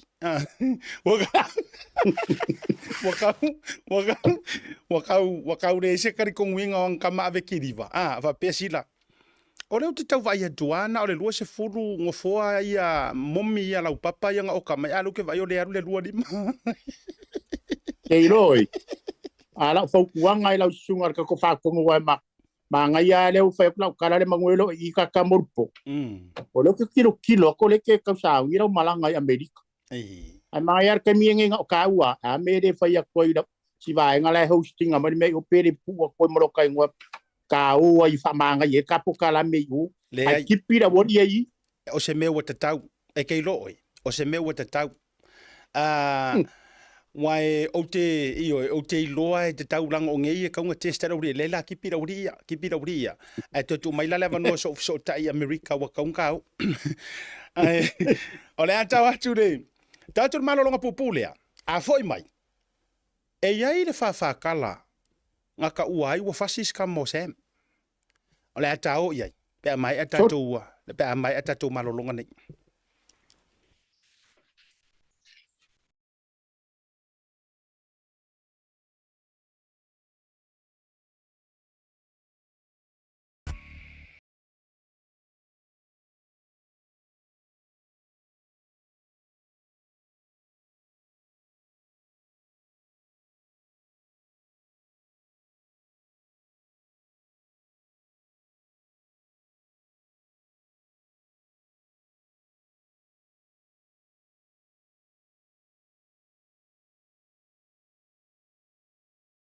voucher. Dial www.pacific40.com ilo pinga te whailangi. O le filifili leo le unanga te fia whaongaina e pei o whātaunga, prepaid, bili o le vai, bili o le moli, e mwhewhona utuai le ta avale le ngata whailea, tūlanga tau I tau mafa, ia po se keke o le whaipoiponga māso whanau, e mwhai foi ona okai, tau o le whausia ino whale, mauta malawa I Samoa. A mai ona filifili leo unanga te manau ia, ona o omi leo. Ona filifili leo le whaleoloa ma le nuu o lo ia ile nei whaleoloa, mautinoa, ua sa o le leile whaleoloa ma le nuu. Filifili leo whai o le talo whawauta e te fia whatawina, mai le tolu se furu fetu se furu se lautala, e o atu lava I le lima se lau lima se futala. Ona filifili lea o le upu check-out e whamautu wai lau whatau. Maritua, whatu mo o whamau ngai peo lo swafa antoa I meli po se numero le telefoni e maisio le tuatusi. Molo ainga I Samoa, manatua, whatu mo le swafa ma le numero le telefoni. E lua awale mfona e tutongi na lau whatau. Olo o avanoa le online banking mo New Zealand, ma le visa card, ma le debit card mo so o se vainga o le lalangi. A mai aloa, ona submit le o lau whatau. O le teimi la vai mai ai lau whatau, o le afiti se wha ai lo ainga I Samoa, e alai se whi autustusia I le telefoni po o le emaili. E wha mautu wai le whatau. Manatua, Pacific Food, ma le talo whawauta.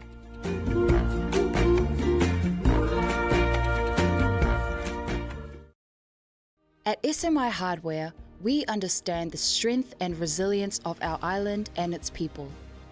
That's why we produce our own ColourBond iron roofing right here on the island, using the finest materials and expert craftsmanship. Built tough to withstand our unique climate, our roofing is designed to last for generations, providing unmatched protection and style. At SMI Hardware, we understand the strength and resilience of our island and its people. That's why we produce our own ColourBond iron roofing right here on the island, using the finest materials and expert craftsmanship. Built tough to withstand our unique climate, our roofing is designed to last for generations, providing unmatched protection and style. Whether it's for your home, business, or community project, trust SMI for quality and durability. Our ColourBond iron roofing is not only strong and reliable, but also adds a touch of elegance to any structure. Engineered for performance, our roofing stands strong against the elements, ensuring your peace of mind. SMI Hardware, where strength meets style. Proudly Pacific, proudly local. Visit us today to find out more and see why ColourBond iron roofing is the perfect choice for your next project.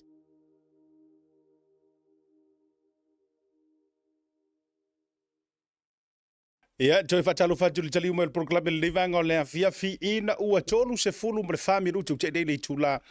E ono, ia ele o tō mawho istaimi ai whamai eina le tātou proklame le livanga o le fia fi. Ai le ialu malolonga sa ufa ia tuli tala sa maua lava whawhatala au mai solo ilunga le ngata fo ilea sa whasoa mai fo ia le fionga ia turisi po o foruti turisi.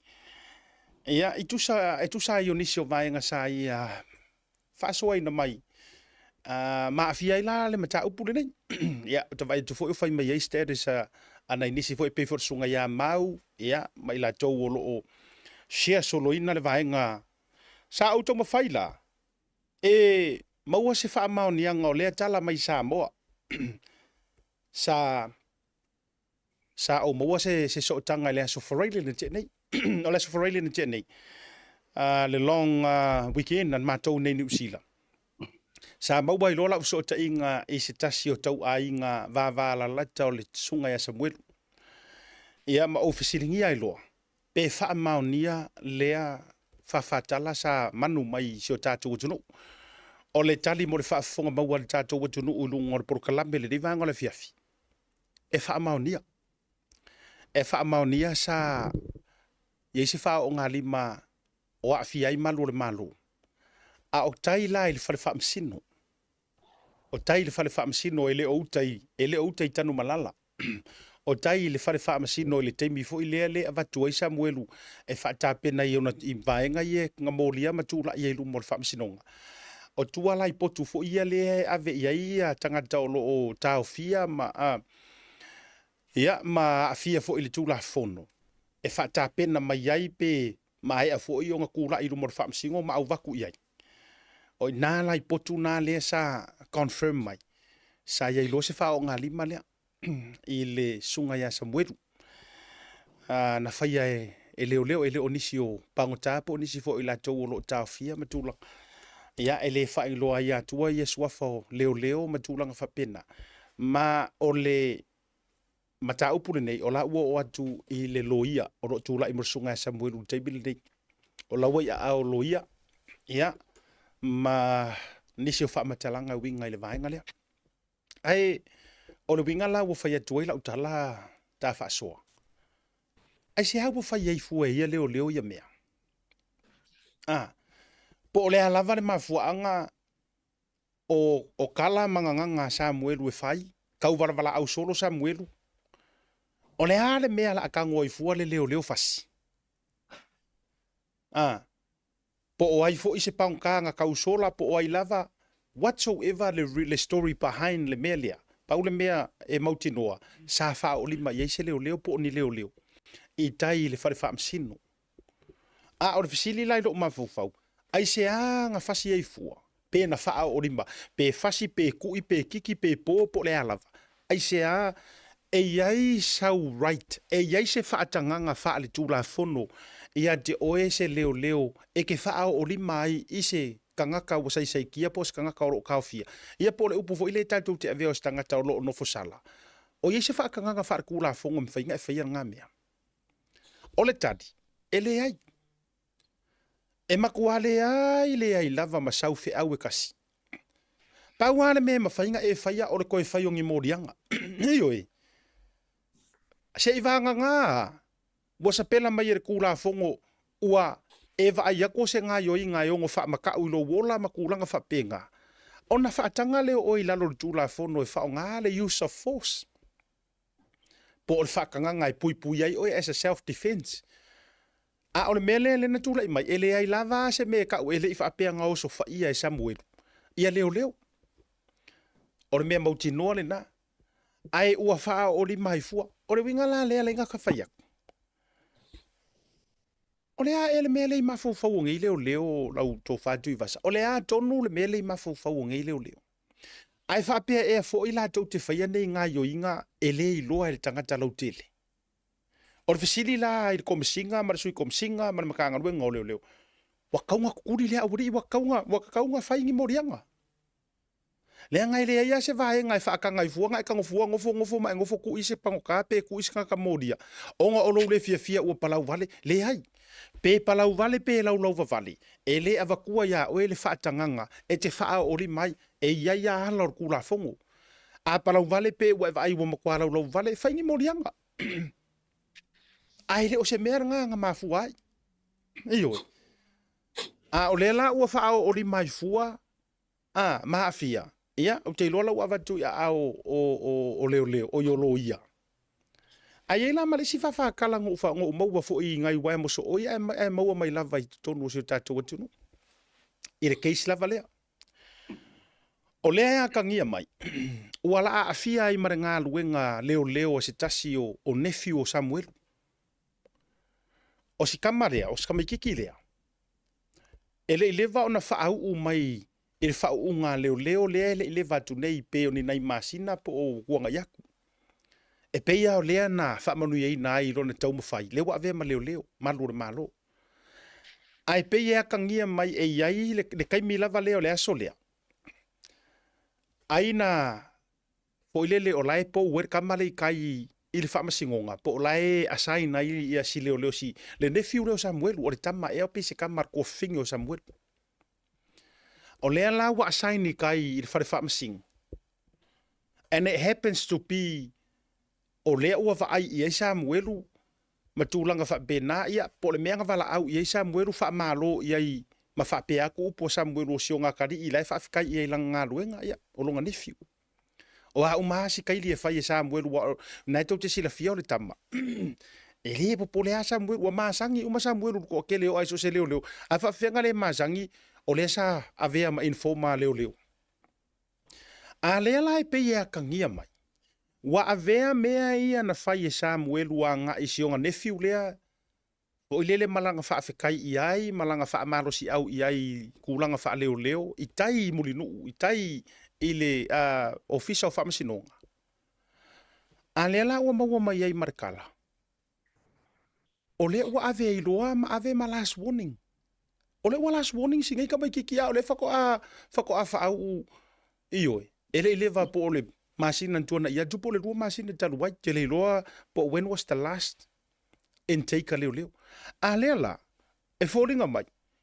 O lea ua umana avatu tutonu ma ami ma avak. Ma fola i ai. Ere komisinga lango lango. Kama ikai komisinga lango lango. Eoi. O lea ua fola i ai. Ma ave i ai le last warning. E koe kupu lo le mea lea pe ke koe po le halava pe ke koe whakalofa pe se iha lou po le halava ngiru of soka inga masamu eru mo lou anko i kai. I whaifa masingo. Kuri lo moe. Ea, se i mori mau mai sa moa i nei mea tutupu. E sa o hali iwa pule wha a minga li i kako makangarue ngau leo leo. Te loa le whaafonga mai mai moa kongo mea oe ri komisinga lango leo ke karangoa kuai. Eoi. O ke roa ngai ke mai moa mai e whaafonga le lei mai ya. O le hana mea ua e kangoa i fua whaile ngā whai unga makuia. Ia la o kou whaia la ngi whai unga o so kanga o lea ka mai kiki anga ia Samuel. Ai whawewhea kou so kanga. O la ofisili le ia au kou. La kou ka ngofi la whai so kanga ma kou whaafefe lea aru koko po lea kulou. Lea ka mai kiki karvou. Sunga le malu le malo tulou wa. Tulou ele maua lalo la uwa ai whaafitai o oe o le leo. Malu le malo. Ai wo whaakusa inga onga o le soifua lai fau le tautua. O lea la o kou whaafefe ma o kou ave i eile final warning. Ioi. Ma ngofo ave i eile oe lea komisinga lango.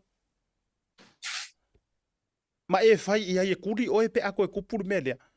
La e papango la i so o kanga o lea kama. Ai whawewhea kou so o kanga lea fiu e whai ako kou ki whaamawa. E kou kere fio ese mamea ngai kou ke ngofo e. E whawewhea o tau so o tanga. La kou fia e kusi le lima mo kou whaafefe ngai ka ngaka. Ma kou ka ngofi ua la koa ia kakau. Ma ave i aile na final warning whape ngā e koe wa aia loa. O lai whainga luenga le leo i kai. O lai whainga luenga le leo i kai i muringu uru whamasingo. O kou ngai whaia le roster. O kou ngai whaia le roster ngai kou ke kua i kai.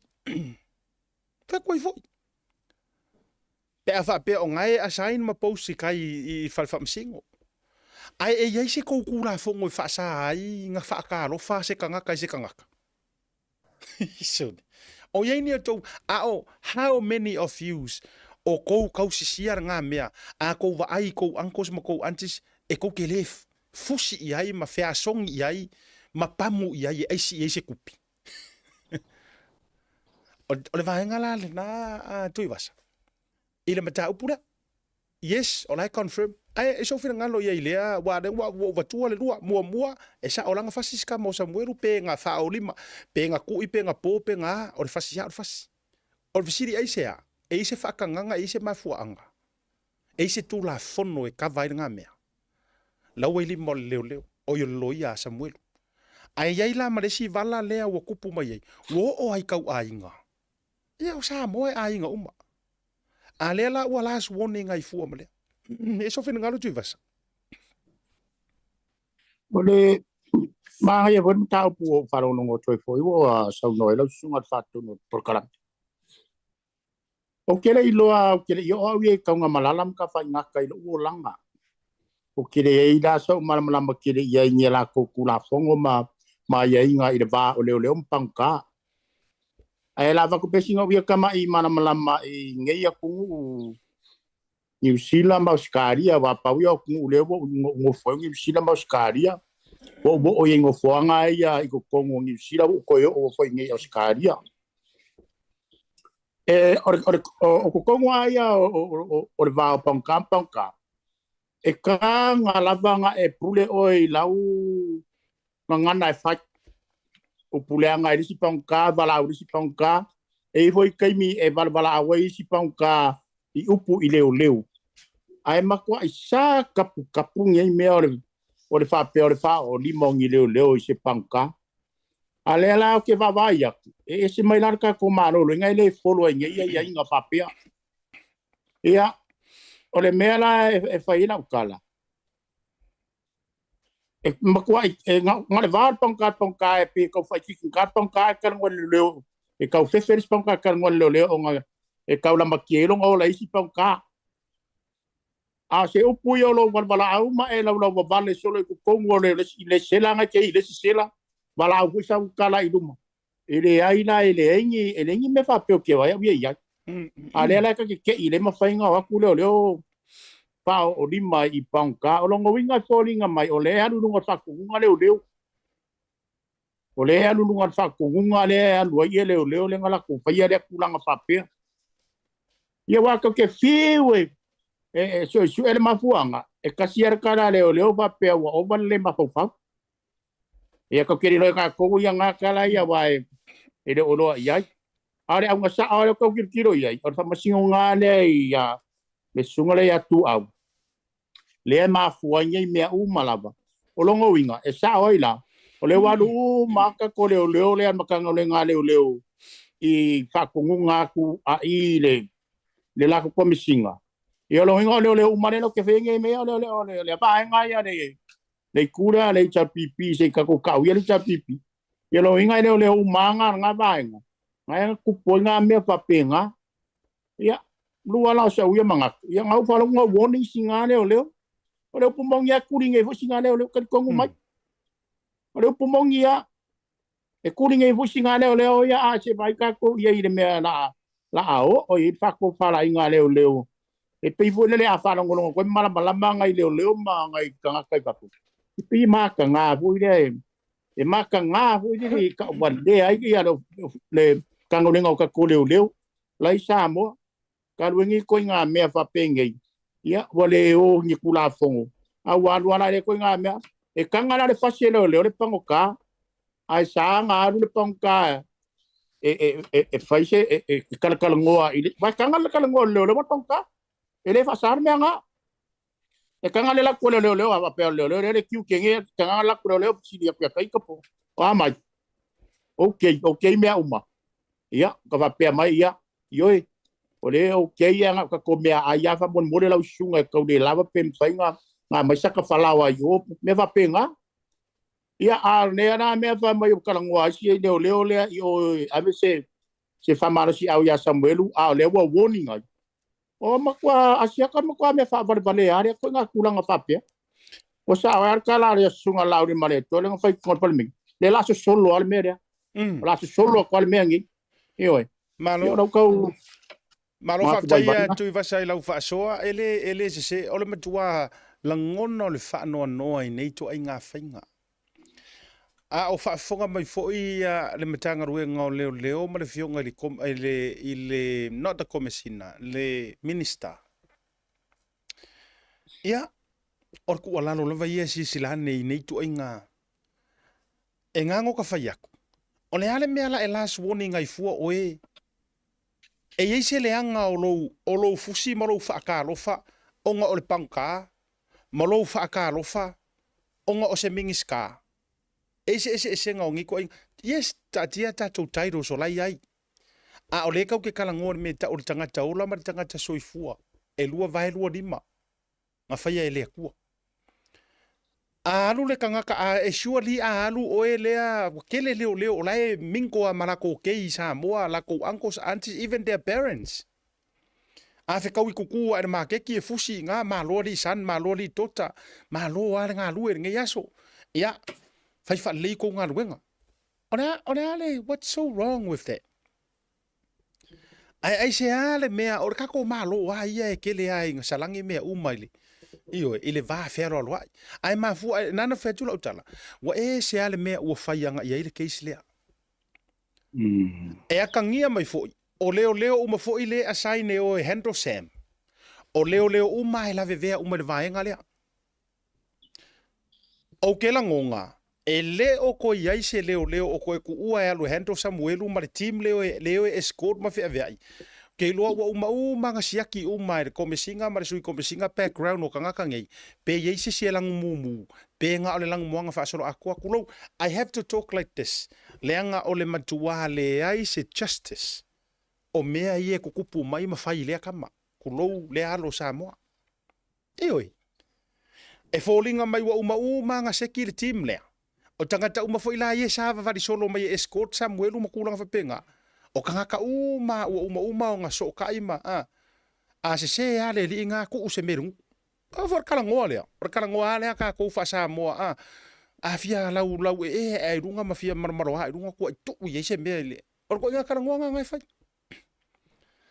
ioi o le foi tate vai e tunga la to ia e ile o so fa inga foi nga io le warrant le na vai pe no fa tu tala o le kele io le news la ko nga ko pe au ka ya la ko fa la kele ai ma ta upule le la o ta me ye se ma Samuel ai le se ma ka upula wa lunga le fo ka o ko mai o le nga issue e fa le aka le warrant e search ai le motole io e le warrant le nga search le nga issue mai nga ave e saingi mai le court nga ave fa saingi mai le court e mai e search ai le fa le ole o le fai pule i sanga nga mo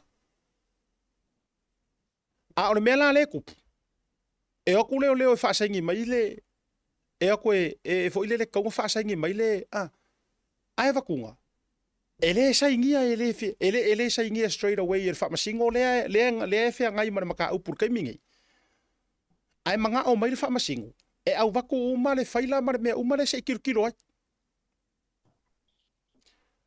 ko me e se mai lo le o faleaka o mai lo ko o ile se fa masingo saingi lo fa masingo nga le langa o so le la ya lo male search nga le search nga ile fai pule o kai au okay ya matua yo mati na ya awili ya la ka ngoi fa maka iyo fa maka kong ya fa penga pe fa mata osi au tayau ole a wa ku ako ai male ngor fa masingo nga le nga ave mo le warranty ave sangi ai avaku e muso sangi ai manga o timante a mai mo le a mai mo mele la fa o ka ko vai al fisidi e yeingi malo si anga fa penga ai la lor kula fongo e vave manga o mai se fa masingo e va kule failo le mele e au ngoa male avatu mo e testi lu mo la wa ave e fa se fa masingo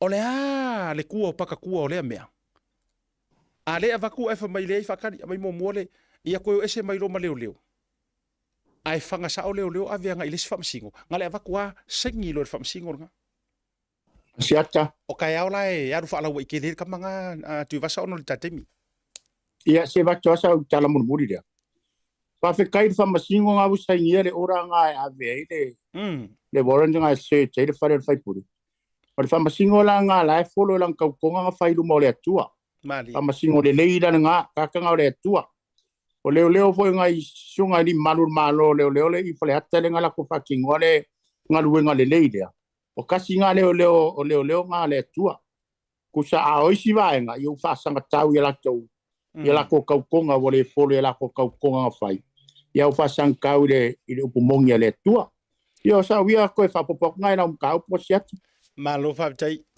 tele lava tu va sal de vanga le fia fiu lo la fa iuta le ta faiva ka ke es fa kasia na nei vai nga ia te fia fa lau tele atu mo le jau sil fia le tatu tunu ai tele i atu le fa lau tele no le tatu malanga le i America fa mo le pa ia male mamalu o Samoa o lo fa fo mai ia i nei au kilani e mafai ono tou lanta mai le tatu fa le Samoa le i mangele o le fa sisilanga le tau ia mo o tou umalava mana tua fo i le tau mo fainga ale atatou tai e tau ava meina le tatou tafatolu o malo ia pe o le fono fautua o le Pacific Leadership Forum ma le tae au faiva ma le mafutanga so fatasi fa afengainga ina ia vala aulia ia tai ma faipule o pati taitasi a New Zealand ina ia o mai e faafsanga i ma Samoa ma ave ia ile tatou au ngani inga ia faku ma winga lo lako io inga ma paloka le pili i te tonu le parlemene wai po a uma ngei mau ko lau longa kau ke faia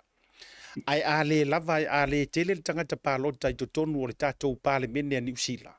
Ia ma pākingi, e le ma whai lava ona pāsia.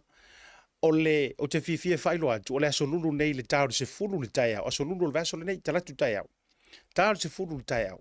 O le a whai ai le whailoa inga, a Samoa, ma le tai o le vaenga wha au whai le act. Ka malo David Seymour. Kaka sa kau wha whainka.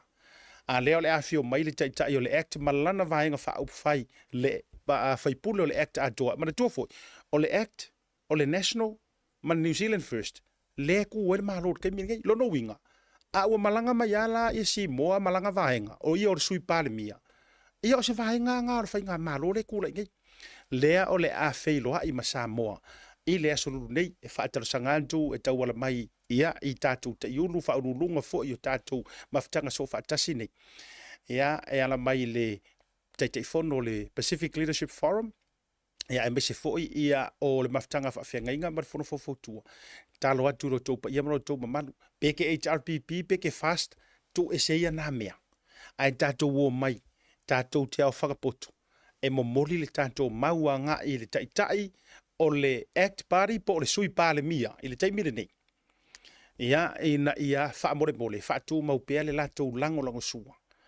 I le pasi ina mani i o ina o le tātou pili le nei o le sitiseni. Le sunga tu yono le uto e whai mo tātou Samoa. Ia me lea a whai o le te whafonga mai, ia tamati nā, whai le whanau e momoli etu oe o le tāru se fulu le tai au. Ia ole a maua fo ini nai wha malo stino ma nai tūlanga fo i a wā loa fio atu lea tai au fo i lea solulu. Tātou whelo ai whaatasi ai. Ia ma tātou maua i se lau fonga fia au fo ingi vai me ai wha u usesi. Ia ma le vaenga muli muli. O le toi wha mana tuatu le tātou festival lea i Portland, Oregon.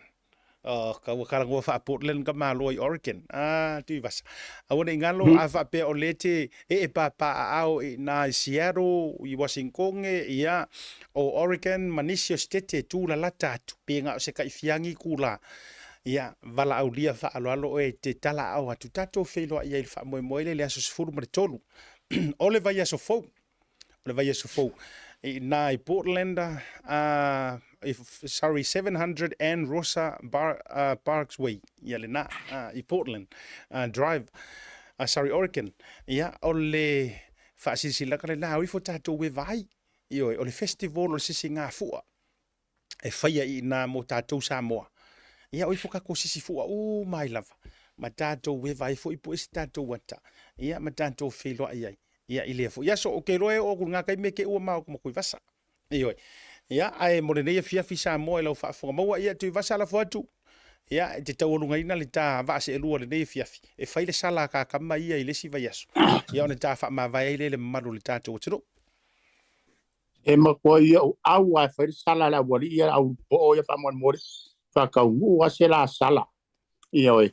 Ia ai na wa e fetalai foi tu sai foi molene ya so tato por calamia te ya ia o langona foi nga tasio ni tangata ya molia tu fa taiteri lava ya tato sapora u malava ya ele ngata leo o nai pisinisi foi ro la to sponsorina tato por calamia te ya lo fatile atu mo tau ya te mi hone ba te o lo faanga ina yo matua sio tina ya to malatai folonga i Wellington ya fe whafonga mai alo whātu mo e mam. Ia, Samoa e le tina fo ia. Esene ia so whatua i alo whātu mo e le tina i Samoa. E li liu mai nei Australia.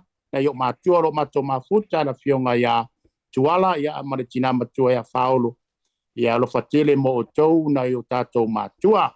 Ia, whalewa tu fo i alo whaanga o le tau whai atu au tu whala i lau sunga. Asiata, ia alo mo mai alo whaanga le uso ia tu au tu whala. Ia mo lau sunga fa pea fo tato por kalame o le tau ta iae. Ia, e le whangaro ina fo isia fai whiau ia pasta si o mia poto. Ia, ai le ngata i leo le sunga fa whiarenga si o fa peripere. Le kare sia whakasai. Tendinong, sunga ia moe tau ti. Lofa te le atu ma o tau. Ia, tau pule ola le lofa le atua. Ia moli atu so le nava ia so mamua. Ia atu sembalon finangalo. Al te mnei ia ma whātou whātu, ma le tō whāre vai malai asiata, soifua mai manuia. Ia, halena Samoa, le se tala te fasili o na ua taulunga tu sa mau. Ia, o so ufo ilea vaivenga ma fato faantu a lofa dele mo o tou, tato filo ila so tayao, o le a watu a wili ilirika ko oringa, ai po oidu fa masingo, ai po oidu fa puli. Ia, soifua me manuel nefefi. Ia, soifua.